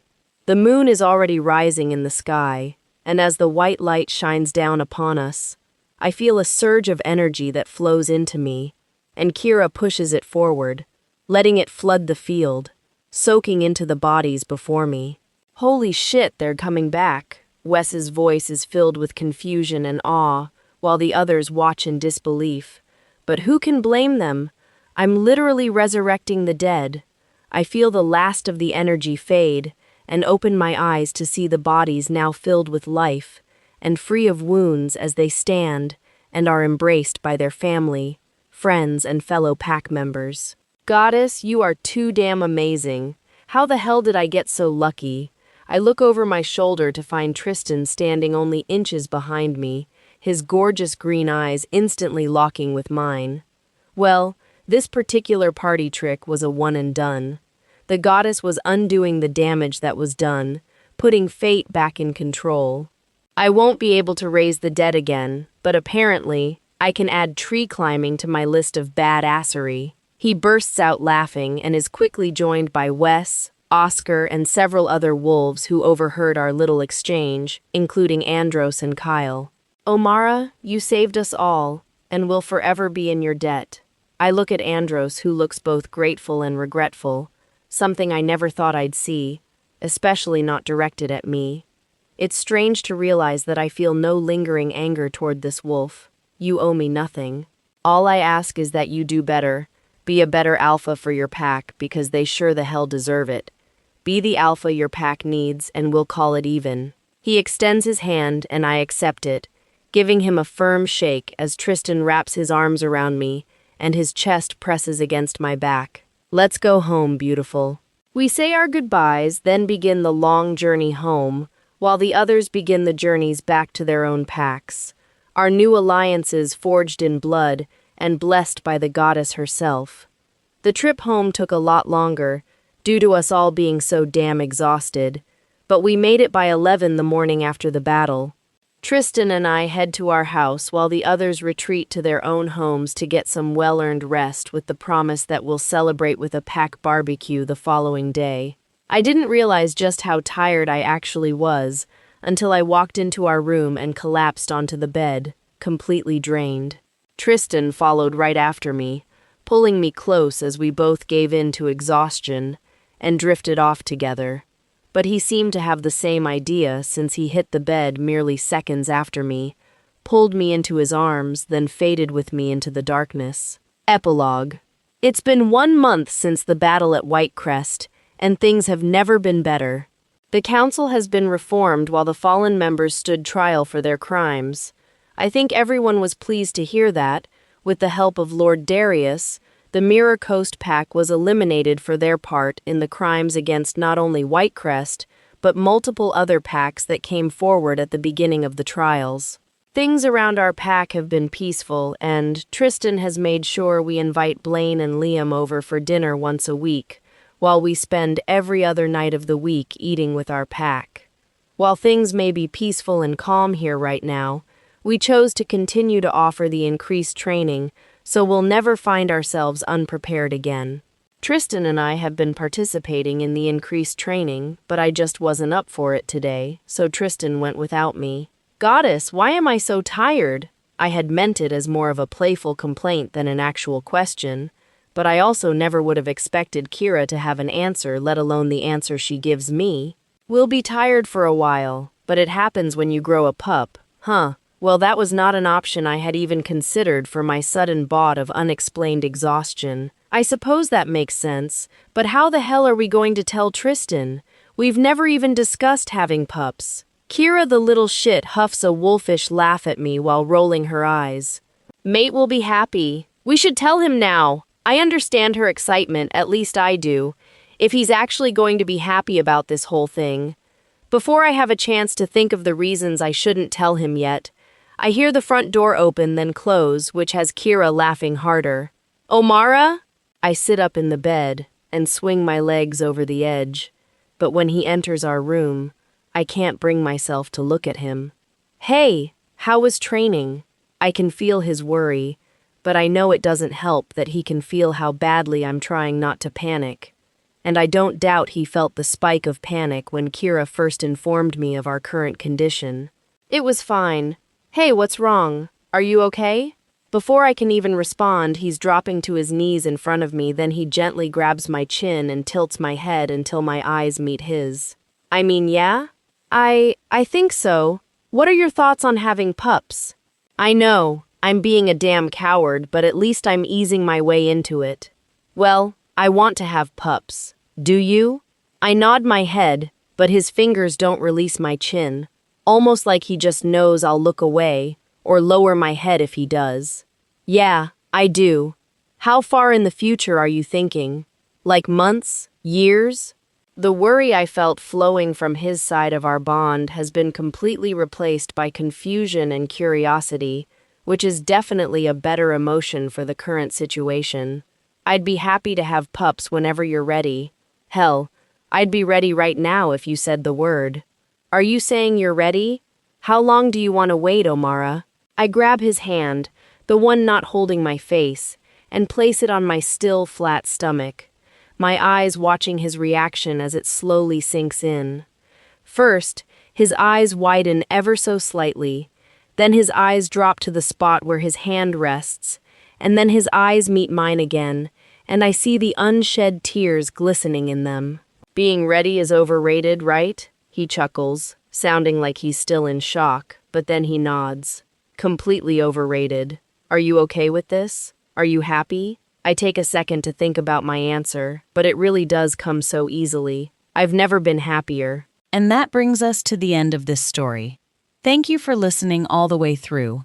We hope this audiobook kept you entertained and left you wanting more. If you enjoyed it, please take a moment to like this video, subscribe to the channel, and share your thoughts in the comments. Let us know what kind of stories you'd like to hear next. There are plenty more full audiobooks waiting for you here, so be sure to check out the channel for your next great listen. Until next time, happy listening.